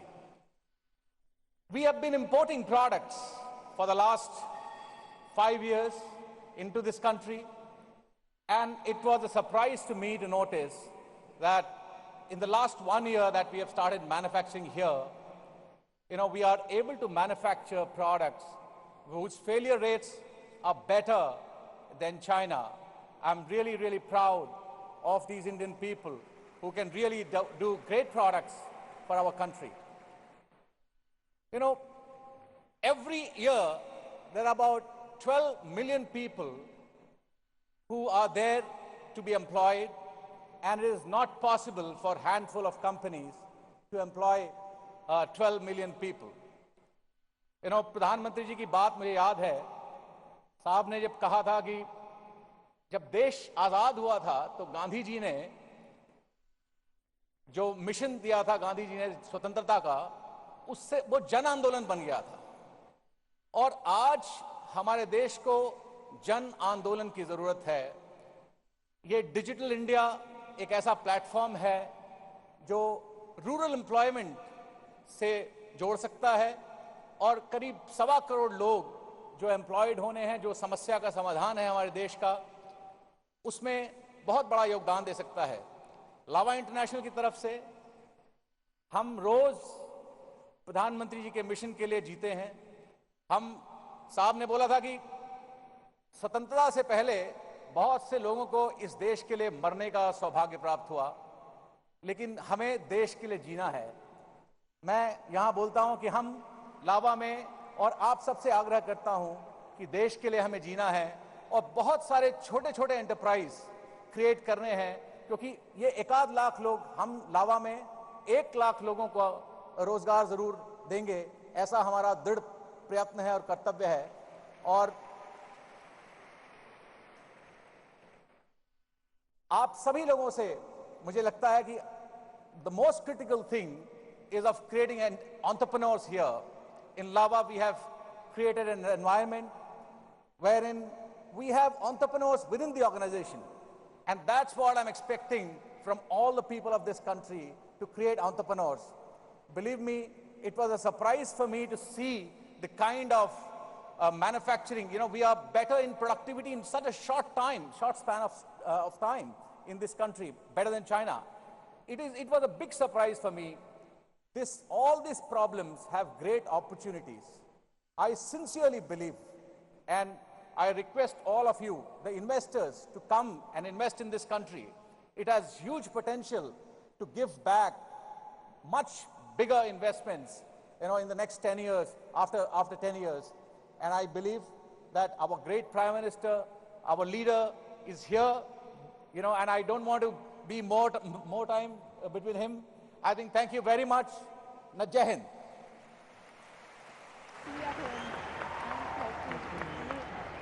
Thank you so much. माननीय वित्त मंत्री श्री अरुण जेटली जी ने माननीय प्रधानमंत्री जी के विजन और mission को स्वयं रुचि लेकर नियत समय में अपने लक्ष्य तक पहुंचाया। माननीय प्रधानमंत्री जी की पहल फाइनेंशियल इंक्लूजन को उल्लेखनीय रूप से सफलता के द्वार पर पहुंचाया। May I request the Honorable Minister of Finance, Shri Arun Jaitley, to kindly address us.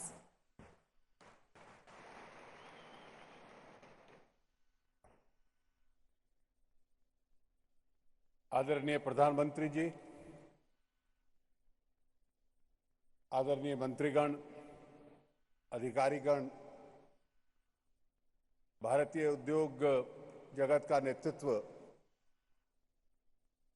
विभिन्न बहुराष्ट्रीय कंपनियों के प्रतिनिधिगण और मित्रों, मैं श्री रविशंकर प्रसाद जी का और डिजिटल टीम इंडिया का हार्दिक अभिनंदन करता हूं कि एक बहुत महत्वपूर्ण पहल आज उन्होंने आरंभ की है। एक प्रकार से आर्थिक दृष्टि से एक नई स्वतंत्रता इस देश को मिलती है। डिजिटल इंडिया वो अभियान है जिससे गरीब और अमीर के बीच की जो खाई है वो अपने आप में समाप्त हो जाती है। हर नागरिक तक सेवाओं को पहुंचाने का एक बहुत बड़ा तंत्र हमारे हाथ में आ जाता है। भारत के नागरिक उनकी ऊर्जा को स्वतंत्र रूप से निखारने का ये एक अनुभव देता है। आईटी के क्षेत्र में भारत एक सुपर पावर बना, उसके पीछे एक राज ये भी था कि हमारी अर्थव्यवस्था का ये वो क्षेत्र था जिसमें सरकारी नियंत्रण बहुत कम था और देश के नागरिकों की ऊर्जा को उभरने का हमने एक महत्वपूर्ण अवसर दिया था। आज भारत के अंदर बहुत बड़े परिवर्तन आ रहे हैं। There are many changes taking place in this country. India is no longer satisfied being in the 6 to 8% growth. It wants to transcend to another level and aim for an 8 to 10% growth. India is no longer satisfied in somewhat a less than modest global economic environment of being the fastest growing emerging economy in the world. We wish to grow faster because we have a long, huge challenge of eradicating poverty ahead of us. इस सरकार ने माननीय प्रधानमंत्री जी के नेतृत्व में जितनी नीतियां बनाई हैं, जितने सुधार किए हैं और जितने अभियान छेड़े हैं, वो अपने आप में पहल है। मेक इन इंडिया, स्वच्छ भारत अभियान, इसका जिक्र हुआ। पिछले सप्ताह दिल्ली में एक स्मार्ट सिटीज का अभियान माननीय प्रधानमंत्री जी ने आरंभ किया था। पूरे देश को परिवर्तित करने की वो क्षमता रखता है। आज डिजिटल इंडिया का अभियान आरंभ हो रहा है। अगले सप्ताह स्किल इंडिया का अभियान इसी प्रकार के कार्यक्रम के साथ अब आरंभ होगा।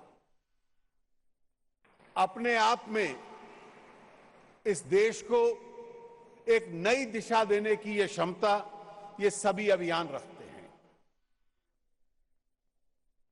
डिजिटल इंडिया की क्षमता, इसका पूरा लाभ सरकारी कार्यक्रमों में हम लोग उठा सके हैं। Our financial inclusion program has been probably the largest in the world. In a period of less than 5 months, we were able to open 160 million Janadhan accounts. The direct benefit transfer extends to almost 130 million people, achieved in a matter of few months. 110 million new insurance policies started within a period of literally a few weeks, less than 5 weeks. That is how technology has been used by all of us. It is now our effort through this campaign to make technology and digital India a way of life, a way of governance in India. Look at the changes it is bringing world over. The largest retailers in the world today don't own a retail store. The largest transport companies in the world don't own a vehicle. This is the power of technology. Over the next few years, we'll see more banking done through the internet, done through payment gateways, rather than the brick and mortar branches of banks. checks themselves will become an obsolete institution. That is going to be the power of technology. Education, media, justice delivery system, healthcare, these are all areas in which enabling the society, this technology is going to play a great role. Nobody has been able to defy technology. Indeed, none can. And it is for this reason that this initiative being taken today will empower India by utilizing that technology to the foremost. I have not the least doubt that with the leaders of the industry from world over present here, wanting to invest billions and billions of dollars in this field, new job creation will take place, and it will probably take India to a much greater height. My compliments once again to the entire digital team India. Thank you. धन्यवाद माननीय श्री अरुण जेटली। पिछले साल मई में भारत का जो नया सूर्योदय हुआ था, उस भोर के मस्तक पर आज माननीय प्रधानमंत्री जी ने डिजिटल इंडिया का तिलक लगाया और इस तरह से भारत के विकास पथ को चमक और विकास रथ को गति देकर केवल लगभग 1.25 साल में 125 करोड़ भारतीयों के मन में ये अभिलाषा जगा दी है कि अब भारत विकासशील राष्ट्र से विकसित राष्ट्र बनने की दिशा में चल पड़ा है। We thank our Honorable Prime Minister Shri Narendra Modi ji for giving this pride and honor to the Indians. We look up to the Honorable Prime Minister of India, Shri Narendra Modi ji, to kindly show us the way forward.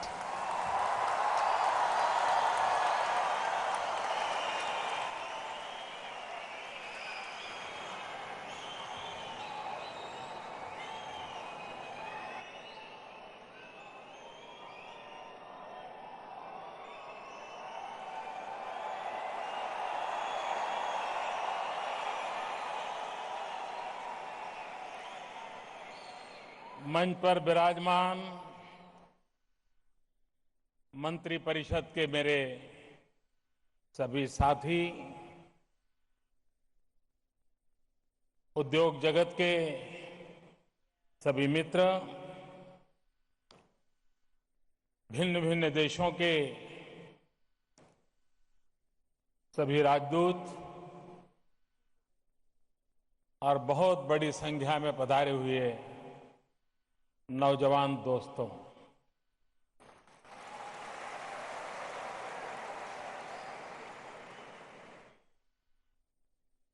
मैं श्रीमान रविशंकर प्रसाद और उनकी पूरी team को हृदय से बहुत बहुत अभिनंदन करता हूं, बधाई देता हूं कि उन्होंने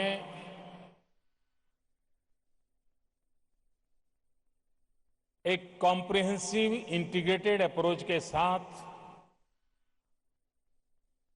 भारत के भविष्य को बदलने का एक खाका खींचा है और जिस बारीकी से सारी योजना की रचना की है, मुझे विश्वास है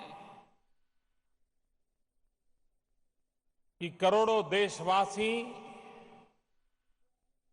जिन सपनों को संजो रहे हैं, वे सपने साकार होके रहेंगे।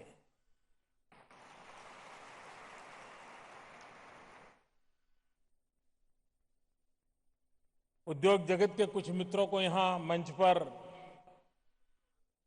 डिजिटल इंडिया के संदर्भ में वे क्या सोचते हैं, वे क्या कर सकते हैं, ये विचार हमें सुनने को मिले। हमारे रविशंकर जी हिसाब लगा रहे थे बैठे बैठे कि वो क्या बोल रहे हैं,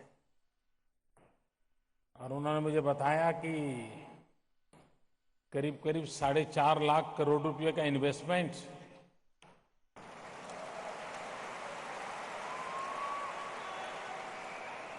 और करीब करीब 18 लाख लोगों को रोजगार।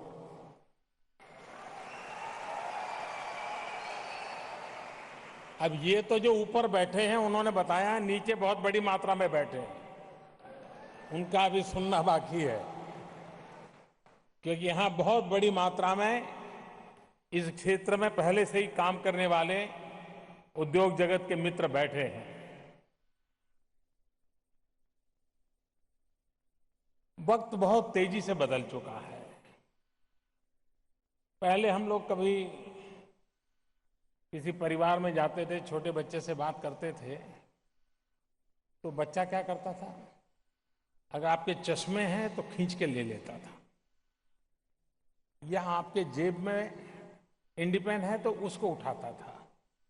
लेकिन आज आप मार्क करना, वो न चश्मे को हाथ लगाता है, न इंडिपेन को हाथ लगाता है, वो आपका मोबाइल फोन छीनता है।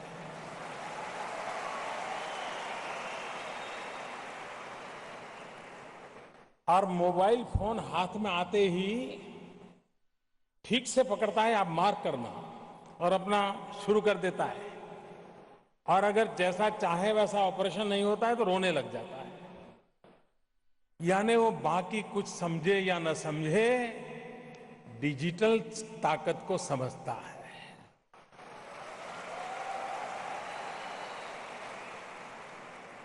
समय की मांग है कि हम इस बदलाव को समझें, और अगर हम इस बदलाव को नहीं समझेंगे तो हम कहीं पड़े रहेंगे कोने में, दुनिया दूर चली जाएगी, हम देखते ही रह जाएंगे।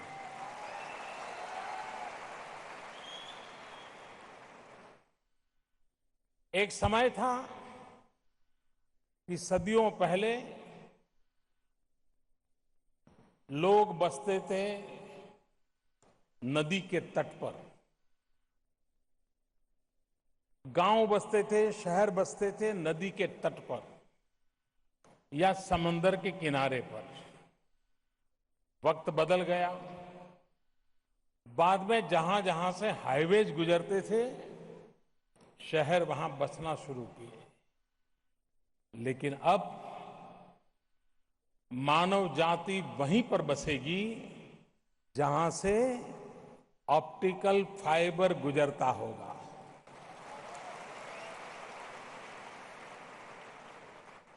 ये बहुत बड़ा बदलाव आया है, और इसलिए अगर विश्व के अंदर 125 करोड़ का देश अपनी ताकत का अगर एहसास करवाना चाहता है, तो हम हजारों साल पुरानी महान संस्कृति है, हम 125 करोड़ देशवासी हैं, हम 65% 35 साल से कम उम्र के हैं, ये गीत गाने से बात बनने वाली नहीं है।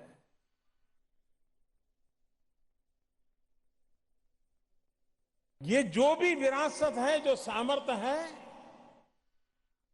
उसके साथ आधुनिक विज्ञान को, आधुनिक टेक्नोलॉजी को जोड़ना अनिवार्य है। अगर डेमोग्राफिक डिविडेंड, इसको अगर डिजिटल स्ट्रेंथ नहीं मिलेगी, तो ये डेमोग्राफिक डिविडेंड हम ग्लोबल लेवल पर जितनी मात्रा में फायदा उठाना चाहिए, नहीं उठा पाएंगे। और इसलिए देश को तैयार करने की आवश्यकता है। आज हमारे देश में करीब करीब 25 करोड़ 30 करोड़ के बीच इंटरनेट यूजर्स हैं। यूजर की संख्या में तो दुनिया में संख्या बहुत बड़ी है, लेकिन जो इससे वंचित है, वो संख्या भी दुनिया के हिसाब से बहुत बड़ी है। अब जिनकी अपनी पहुंच थी, जितनी अपनी ताकत थी, जो खुद कर सकता था, जिसको जरूरत थी, उन्होंने तो अपना कर लिया। लेकिन जो खुद नहीं कर सकता है, क्या उसको उसके नसीब पर छोड़ देना चाहिए क्या? देश का एक तबका वो तो डिजिटल वर्ल्ड के साथ बहुत तेज गति से आगे बढ़ता हो और देश का बहुत बड़ा तबका उससे वंचित रह जाए, तो जो अमीर और गरीब की खाई के कारण समस्याएं पैदा होती हैं, शहर और गांव में सुविधा के कारण जो खाई पैदा होती है, उससे भी भयंकर स्थिति डिजिटल डिवाइड के कारण पैदा हो सकती है। और इसलिए ये हमारा दायित्व बनता है, हमारी जिम्मेवारी बनती है कि हम इस आधुनिक विज्ञान जो कि मानव की आवश्यकताओं की पूर्ति का एक बहुत बड़ा कैटलिक एजेंट बना हुआ है, उससे गरीब भी वंचित नहीं रहना चाहिए। और ये सुविधा जब तक हम गांव गरीब किसान तक नहीं पहुंचाएंगे, तो ये विकास की जो बातें हैं न वो उसका लाभ उठा पाएगा, न हम उसको सेवा दे पाएंगे। और इसलिए इस चुनौती को हमने स्वीकार किया है कि आने वाले वर्षों में दूर सुदूर गांव में भी गरीब से गरीब व्यक्ति को भी इस प्लेटफॉर्म को उपलब्ध कराना चाहिए, जिस प्लेटफॉर्म से वो अपनी आवश्यकताओं की पूर्ति का माध्यम आवश्यकता के अनुसार उपयोग करता रहे।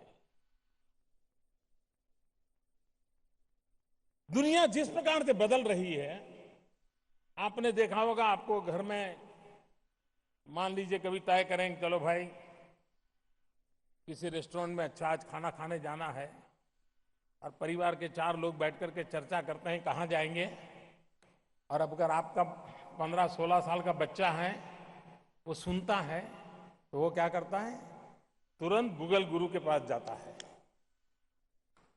और गूगल गुरु को पूछता है कि नजदीक में अच्छे से अच्छी रेस्टोरेंट कौन सी है, अच्छे से अच्छा मेनू कौन सा है, और वो टेबल भी वहां बैठे बैठे बुक करा देता है। ये इतना बड़ा बदलाव है। उस बदलाव को समझते हुए हमने भी अपनी व्यवस्थाओं को विकसित करना चाहिए। मिनिमम गवर्नमेंट मैक्सिमम गवर्नेंस, इस सपने को साकार करने में टेक्नोलॉजी बहुत बड़ा रोल प्ले करती है। ई गवर्नेंस सामान्य मानवी की जो शासकीय सेवाओं के जो उसका हक है उसको प्राप्त करने के लिए उत्तम से उत्तम मार्ग है। और ई गवर्नेंस बहुत ही तेजी से एम गवर्नेंस में बदलने वाला है। M does not mean Modi governance, mobile governance. और इसलिए सारा कारोबार, सारी आवश्यकताएं, व्यवस्थाएं मोबाइल फोन के इर्द गिर्द, पूरी सरकार आपके मोबाइल फोन में मौजूद होने वाली है, वो दिन दूर नहीं है। लेकिन इसके लिए हमें अपने आप को सज्ज करना होगा, व्यवस्थाएं विकसित करनी होगी।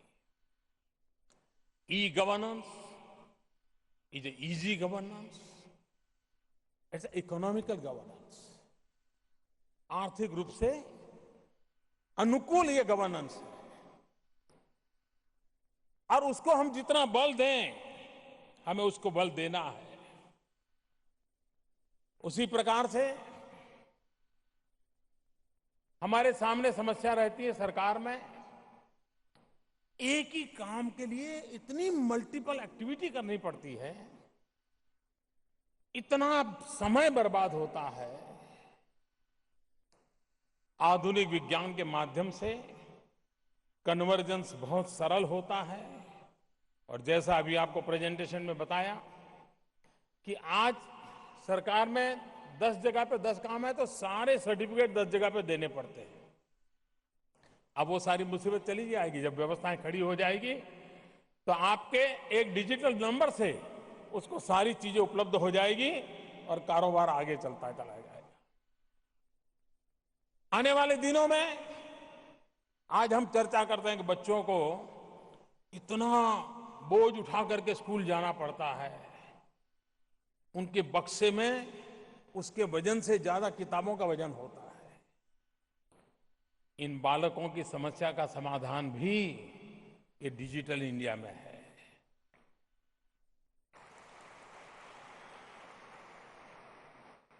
सारा सिलेबस एक छोटे से इक्विपमेंट में वो अपने साथ लेकर के घूम सकता है। और इसलिए कुछ लोग ऐसी जब बात होती है तो उनको लगता है ये कोई बड़ा एलिट क्लास के लिए काम है, ये बड़े लोगों के लिए काम है। हकीकत नहीं है। जब सैटेलाइट छोड़े जाते थे आज से कुछ वर्षों पहले, तो कुछ लोग डिबेट करते थे, ये भारत जैसा गरीब देश, ये सैटेलाइट किसके लिए छोड़े जा रहे हैं, क्या उपयोग है। लेकिन आज वही सैटेलाइट वेदर फोरकास्ट अगर सही ढंग से करता है तो सीधा सीधा फायदा गरीब किसान को होता है। जब खर्चा करते हैं तो आलोचना होती है, लेकिन वही बाद में सामान्य मानवीय की आवश्यकताओं की पूर्ति करता है। ये सारी योजनाओं जो आपने देखी, अब देखिए आज तो बैंक में जाना वगैरह सब है, लेकिन वो दिन अब दूर नहीं है कि बैंक पेपरलेस होने वाला है, बैंक प्रीमाइसिस लेस होने वाला है। पूरा बैंकिंग कारोबार आपके मोबाइल फोन से चलने वाला है। ये जो बदलाव आ रहा है, क्या उस बदलाव के लिए हम अपने आप को सज्ज करना चाहिए कि नहीं करना चाहिए। इन्हें वे हम देखें तो जब हम 19वीं शताब्दी में से तब से इन कामों को तेज गति से आगे बढ़ाने की आवश्यकता थी। जब दुनिया ने इंडस्ट्रियल रिवॉल्यूशन देखा, हम पिछड़ गए। क्यों? कि हम गुलाम थे। औद्योगिक क्रांति का हमें लाभ नहीं मिला। लेकिन आज जब आईटी रिवॉल्यूशन आया है, हम आजाद हैं, हम यूथफुल नेशन है और हमारे पास टैलेंट है। जहां तक आईटी की बात होगी, दुनिया हिंदुस्तान का लोहा मानती है। हमें यह मौका गंवाना नहीं है। गुलामी के कालखंड में हमने जो मौका गंवाया, यह मौका हमने आईटी रिवॉल्यूशन में गंवाना नहीं है। उसके सामने कुछ और चीजों पर भी बल देखने की आवश्यकता है। भारत पेट्रोलियम इंपोर्ट, ये हमारी मजबूरी है। ऊर्जा की आवश्यकता है, जरूरत पड़ती है, हमारे पास सोर्स कम है, लाना पड़ रहा है। लेकिन ये बात गले नहीं उतरती है कि हिंदुस्तान का second highest import electronic goods हैं। क्या ये देश, जहां पर इतने आईटी प्रोफेशनल्स हो, जहां इतनी बड़ी मात्रा में उद्योगकार हो और कोई बहुत बड़ी ऐसी टेक्नोलॉजी भी नहीं है, क्या हम हमारे देश में इलेक्ट्रॉनिक गुड इतनी बड़ी मात्रा में न बना पाए कि जो क्वालिटेटिवली ग्लोबली कॉम्पिटिटिव हो और भारत का बना हुआ हो, ताकि भारत को कभी बाहर से इंपोर्ट न करना पड़े। ये डिजिटल इंडिया के माध्यम से हम इलेक्ट्रॉनिक गुड्स को हिंदुस्तान में मैन्युफैक्चरिंग करने की दिशा में आगे बढ़ना चाहते हैं। हम देश के उद्योग जगत को निमंत्रित करना चाहते हैं। मैं नौजवानों को भी स्टार्टअप के लिए जो मदद चाहिए सरकार देने के लिए तैयार है। और आज दुनिया में स्टार्टअप की दिशा में हिंदुस्तान के नौजवानों की संख्या बहुत बड़ी मात्रा में है। और आने वाले दिनों में शायद अमेरिका के बाद हम नंबर 2 पर आ जाएंगे स्टार्टअप के लिए। लेकिन इसे और बढ़ाना है। मैं देश के नौजवानों को भी चुनौती देता हूं। अगर आईटी प्रोफेशनल्स हमारे हैं दुनिया की आईटी कंपनियों में ढेर सारी मात्रा में भारतीय मूल के लोग नजर आते हैं। लेकिन क्या कारण है कि गूगल का इनोवेशन हमारे यहां नहीं होता है? क्या कारण है कि इनोवेशन बाहर होते हैं?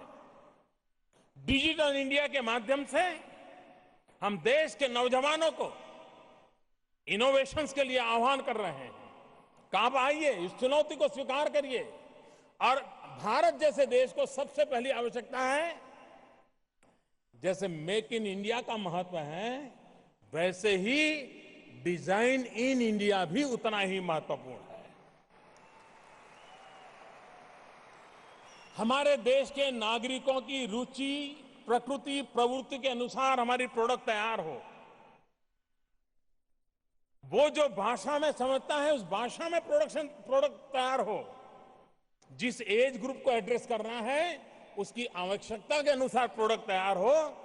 125 करोड़ देशवासियों का मार्केट है।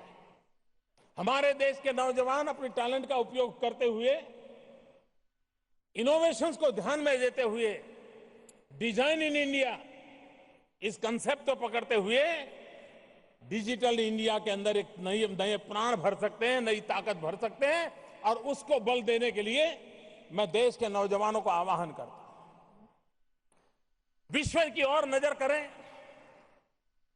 मैं मानता हूं कि भारत ने एक बहुत बड़ी जिम्मेवारी अदा करने का समय आ गया है। हम देख सकते हैं कि दुनिया में रक्त विहीन युद्ध, और मैं बहुत जिम्मेवारी के साथ बोल रहा हूं, रक्त विहीन युद्ध के बादल मंडरा रहे हैं। इस रक्त विहीन युद्ध से जब बादल मंडरा रहे तो सुख चैन की जिंदगी मानव जी सके, क्या भारत इसका नेतृत्व कर सकता है कि नहीं कर सकता है? क्या विश्व को सुख चैन की जिंदगी जीने के लिए, रक्तहीन युद्ध से सुरक्षा देने के लिए क्या भारत की टैलेंट काम आ सकती है कि नहीं आ सकती है? मैं जो रक्तहीन युद्ध की बात करता हूं वो मुद्दा है साइबर सिक्योरिटी का। दुनिया के हर देश को चिंता है कि हम इतना सारा कर रहे हैं, अगर साइबर वॉरफेयर हो गया और ये किसी ने एक क्लिक दबा करके रोक दिया तो हमारा तो देश ठप हो जाएगा, सारी स्थितियां बर्बाद हो जाएगी। क्या दुनिया को साइबर सिक्योरिटी देने का, रक्तहीन युद्ध से सुरक्षा का कवच देने का काम भारत के नौजवान अपने इनोवेशन से कर सकते हैं क्या? और दुनिया को विश्वास हो जाए कि साइबर सिक्योरिटी का जहां तक मसला है, हिंदुस्तान का प्रोडक्ट होगा तो हम सुरक्षित हैं, ये विश्वास हम पैदा क्यों न करें?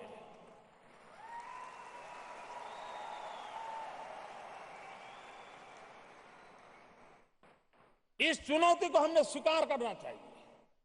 और डिजिटल इंडिया का सपना यह भी है, तो रक्तहीन युद्ध का जो हमारे सामने बादल मंडरा रहे हैं, तब मानव जात को सुख चैन की जिंदगी के लिए साइबर सिक्योरिटी बहुत अनिवार्य हुई है।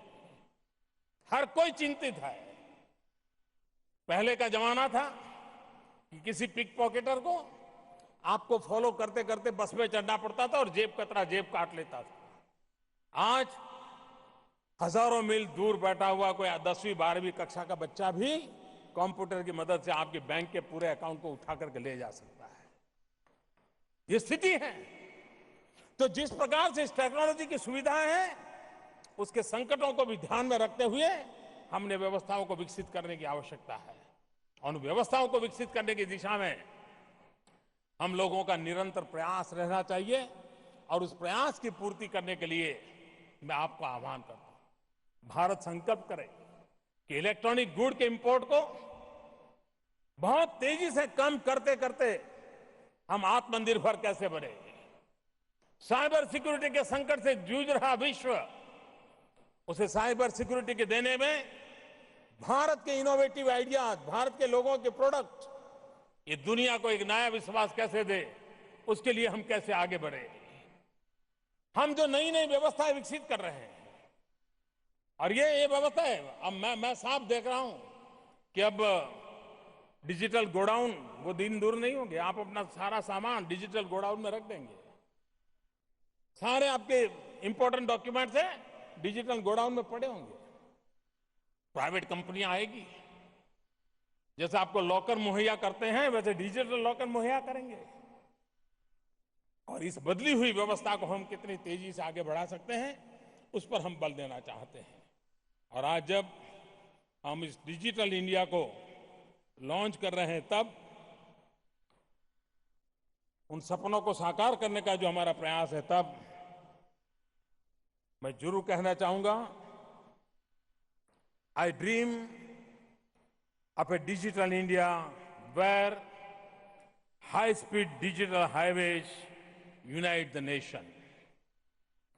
एक जमाना था हाईवेज के लिए मांग होती थी, अब अकेले हाईवे से चलने वाला नहीं है, आई वेज भी चाहिए, इंफॉर्मेशन हाईवे भी चाहिए। I dream of a digital India where 1.2 billion connected Indians drive innovation. I dream of a digital India where knowledge is strength and empowers the people. I dream of a digital India where access to information knows no barriers. I dream of a digital India where government is open and governance is transparent. और मैं जब कह रहा हूं भ्रष्टाचार के खिलाफ लड़ाई लड़ने में टेक्नोलॉजी बहुत बड़ी मदद कर सकती है, सारे लीकेजेस को रोका जा सकता है। हमने अभी जो कोयले का ऑक्शन किया, सारा डिजिटल प्लेटफॉर्म का उपयोग किया था। अनेक खदानों का ऑक्शन हुआ, लाखों करोड़ों का काम हुआ, लेकिन इस सरकार पर एक भी इल्जाम नहीं लगा है। क्यों? क्योंकि हमने इस डिजिटल प्लेटफॉर्म का उपयोग किया, संपूर्ण रूप से ट्रांसपेरेंसी पर हमने बल दिया। और इसलिए भ्रष्टाचार को रोकने के लिए भी इंफॉर्मेशन एंड कम्युनिकेशन टेक्नोलॉजी एक बहुत बड़ा इंस्ट्रूमेंट के रूप में उपयोग किया जा सकता है। I dream of a digital India where technology ensures the citizen-government interface is incorruptible. I dream of a digital India where government services are easily and efficiently available to citizens on mobile devices. I dream of a digital India where government proactively engage with the people through social media. I dream of a digital India where quality education reaches the most inaccessible corners driven by digital learning. I dream of a digital India where quality healthcare pre-correlates right up to the remotest region powered by e-healthcare. I dream of a digital India where farmers are empowered with real-time information to the connected with the global markets. I dream of a digital India where mobile enable emergency services ensured personal security. I dream of a digital India where cyber security becomes an integral part of our national security. I dream of a digital India where mobile and e-banking ensures financial inclusion. I dream of a digital India where e-commerce drives entrepreneurship. I dream of a digital India where the world looks to India for the next big idea. I dream of a digital India. The netizen is an empowered citizen. Thank you very much. Thanks a lot.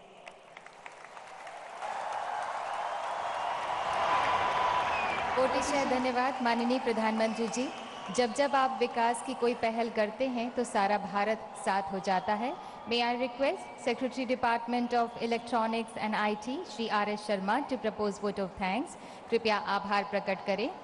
मैं मंच पर पधारे सभी esteem dignitaries जो कि industrialist हैं उनसे निवेदन करूंगी कि वोट ऑफ थैंक्स के बाद में अपनी ही जगह से थोड़ा आगे आके खड़े हो जाएंगे फोटो सेशन के लिए. माननीय प्रधानमंत्री जी, माननीय वित्त मंत्री जी, मंत्री संचार एवं सूचना प्रौद्योगिकी, मंच पर आसीन माननीय मंत्रीगण, कैबिनेट सेक्रेटरी साहब, उद्योग जगत के जाने माने हस्ताक्षर, मेरे सहयोगी अधिकारीगण, सूचना प्रौद्योगिकी जगत से जुड़े मित्रों, देवियों और सज्जनों, इस आयोजन की सफलता के लिए इसमें जुड़े सभी महानुभावों के प्रति आभार और धन्यवाद प्रकट करते हुए अत्यंत प्रसन्नता और गौरव महसूस कर रहा हूं. हमारे प्रधानमंत्री जी डिजिटल इंडिया कार्यक्रम के प्रमुख प्रेरणा स्रोत रहे हैं. महोदय, भारत को एक डिजिटली सशक्त समाज के रूप में और डिजिटल इकोनॉमी के रूप में ट्रांसफॉर्म करने की आपकी परिकल्पना और प्रतिबद्धता ने हमें ऐसे महत्वाकांक्षी कार्यक्रम पर काम करने की प्रेरणा दी है. यह कार्यक्रम 125 करोड़ नागरिकों को जोड़ने और उन्हें सशक्त करने, शासन में पारदर्शिता और जवाबदेही के अभूतपूर्व स्तर का निर्माण करने और अच्छी शिक्षा, स्वास्थ्य, कृषि, वित्तीय समावेशन के लिए सूचना प्रौद्योगिकी का उपयोग करने के लिए ये आपके सपने का प्रतीक है. महोदय, इस सपने को सच करने के लिए हमें आपके मार्गदर्शन की आवश्यकता पड़ेगी, निरंतर जरूरत पड़ेगी. डिजिटल इंडिया सप्ताह के शुभारंभ के लिए अपना बहुमूल्य समय आपने हमें प्रदान किया, उसके लिए मैं आपका धन्यवाद और आभार व्यक्त करता हूं. मैं इस अवसर पर हमारे माननीय संचार एवं आईटी मंत्री जी को उनके सक्रिय नेतृत्व, उत्साह, कार्यक्रम की परिकल्पना और कार्यान्वयन की और उनके निरंतर प्रयासों और मार्गदर्शन के लिए धन्यवाद देना चाहता हूं. इस अवसर पर माननीय वित्त मंत्री महोदय का भी मैं आभारी हूं जिन्होंने इस कार्यक्रम में अपना समय देकर हमारा मार्गदर्शन किया है. महोदय, डिजिटल इंडिया सप्ताह के शुभारंभ की सफलता इस परिकल्पना को पूरा करने की दिशा में आपके मार्गदर्शन और समर्थन की आकांक्षी है. इलेक्ट्रॉनिक्स और आईटी विभाग को डिजिटल इंडिया कार्यक्रम की कल्पना करने और समन्वय करने का दायित्व दिया गया है, जिसे सभी सरकारी विभागों द्वारा लागू किया जाएगा. हमारे ऊपर एक बहुत बड़ा दायित्व है और मैं माननीय प्रधानमंत्री जी को आश्वस्त करना चाहता हूं कि इस विभाग के सभी अफसर इस कार्यक्रम की सफलता के लिए प्रतिबद्ध हैं. मैं भारत सरकार के माननीय मंत्रीगणों का इस अवसर पर उनकी उपस्थिति के लिए हार्दिक आभार प्रकट करता हूं. मैं उनका हिस्सा लेने के लिए उन्होंने अपना बहुमूल्य समय निकाला है. मैं आप सभी के बहुमूल्य मार्गदर्शन के लिए धन्यवाद ज्ञापित करता हूं. मैं कैबिनेट सेक्रेटरी महोदय का डिजिटल इंडिया कार्यक्रम को लागू करने में उनके मार्गदर्शन और समर्थन और इस आयोजन के लिए भाग लेने के लिए धन्यवाद देता हूं. मैं विभिन्न सरकारी विभागों के सचिवों और वरिष्ठ अफसरों का इस अवसर पर उनकी उपस्थिति के लिए आभार व्यक्त करना चाहता हूं. कार्यक्रम की सफलता के लिए उद्योग की भागीदारी अत्यंत महत्वपूर्ण है. मैं उन उद्योगपतियों का धन्यवाद करता हूं जिन्होंने अपनी उपस्थिति द्वारा इस अवसर की शोभा बढ़ाई है. उद्योगपतियों द्वारा इलेक्ट्रॉनिक्स मैन्युफैक्चरिंग के क्षेत्र में डिजिटल इंडिया की परिकल्पना को प्राप्त करने में ये जो उद्घोषणाएं की गई है वे निश्चित रूप से मील का पत्थर साबित होंगे. मैं इस अवसर पर सभी इलेक्ट्रॉनिक एवं प्रिंट मीडिया को उपस्थिति के लिए भी हार्दिक धन्यवाद करता हूं. इलेक्ट्रॉनिक्स और आईटी विभाग और उसके विभिन्न संगठनों के अफसरों जिन्होंने इस कार्यक्रम को सफल बनाने के लिए अपनी भूमिका निभाई है, उन सब के प्रति मैं अपना आभार व्यक्त करता हूं. समापन से पहले मैं इस आयोजन में हिस्सा लेने वाले सभी महानुभावों का हार्दिक धन्यवाद ज्ञापित करना चाहता हूं. आपकी उपस्थिति ने इस आयोजन को भव्यता और गरिमा प्रदान की है. बहुत बहुत धन्यवाद. जय हिंद. बहुत बहुत धन्यवाद. To work towards the enabling of the Digital India vision of a digital infrastructure for every citizen, governance and services on demand, and digital empowerment of citizens, Prime Minister Narendra Modi launching the Digital India Week from the Indira Gandhi Indoor Stadium, New Delhi. Digital India सप्ताह का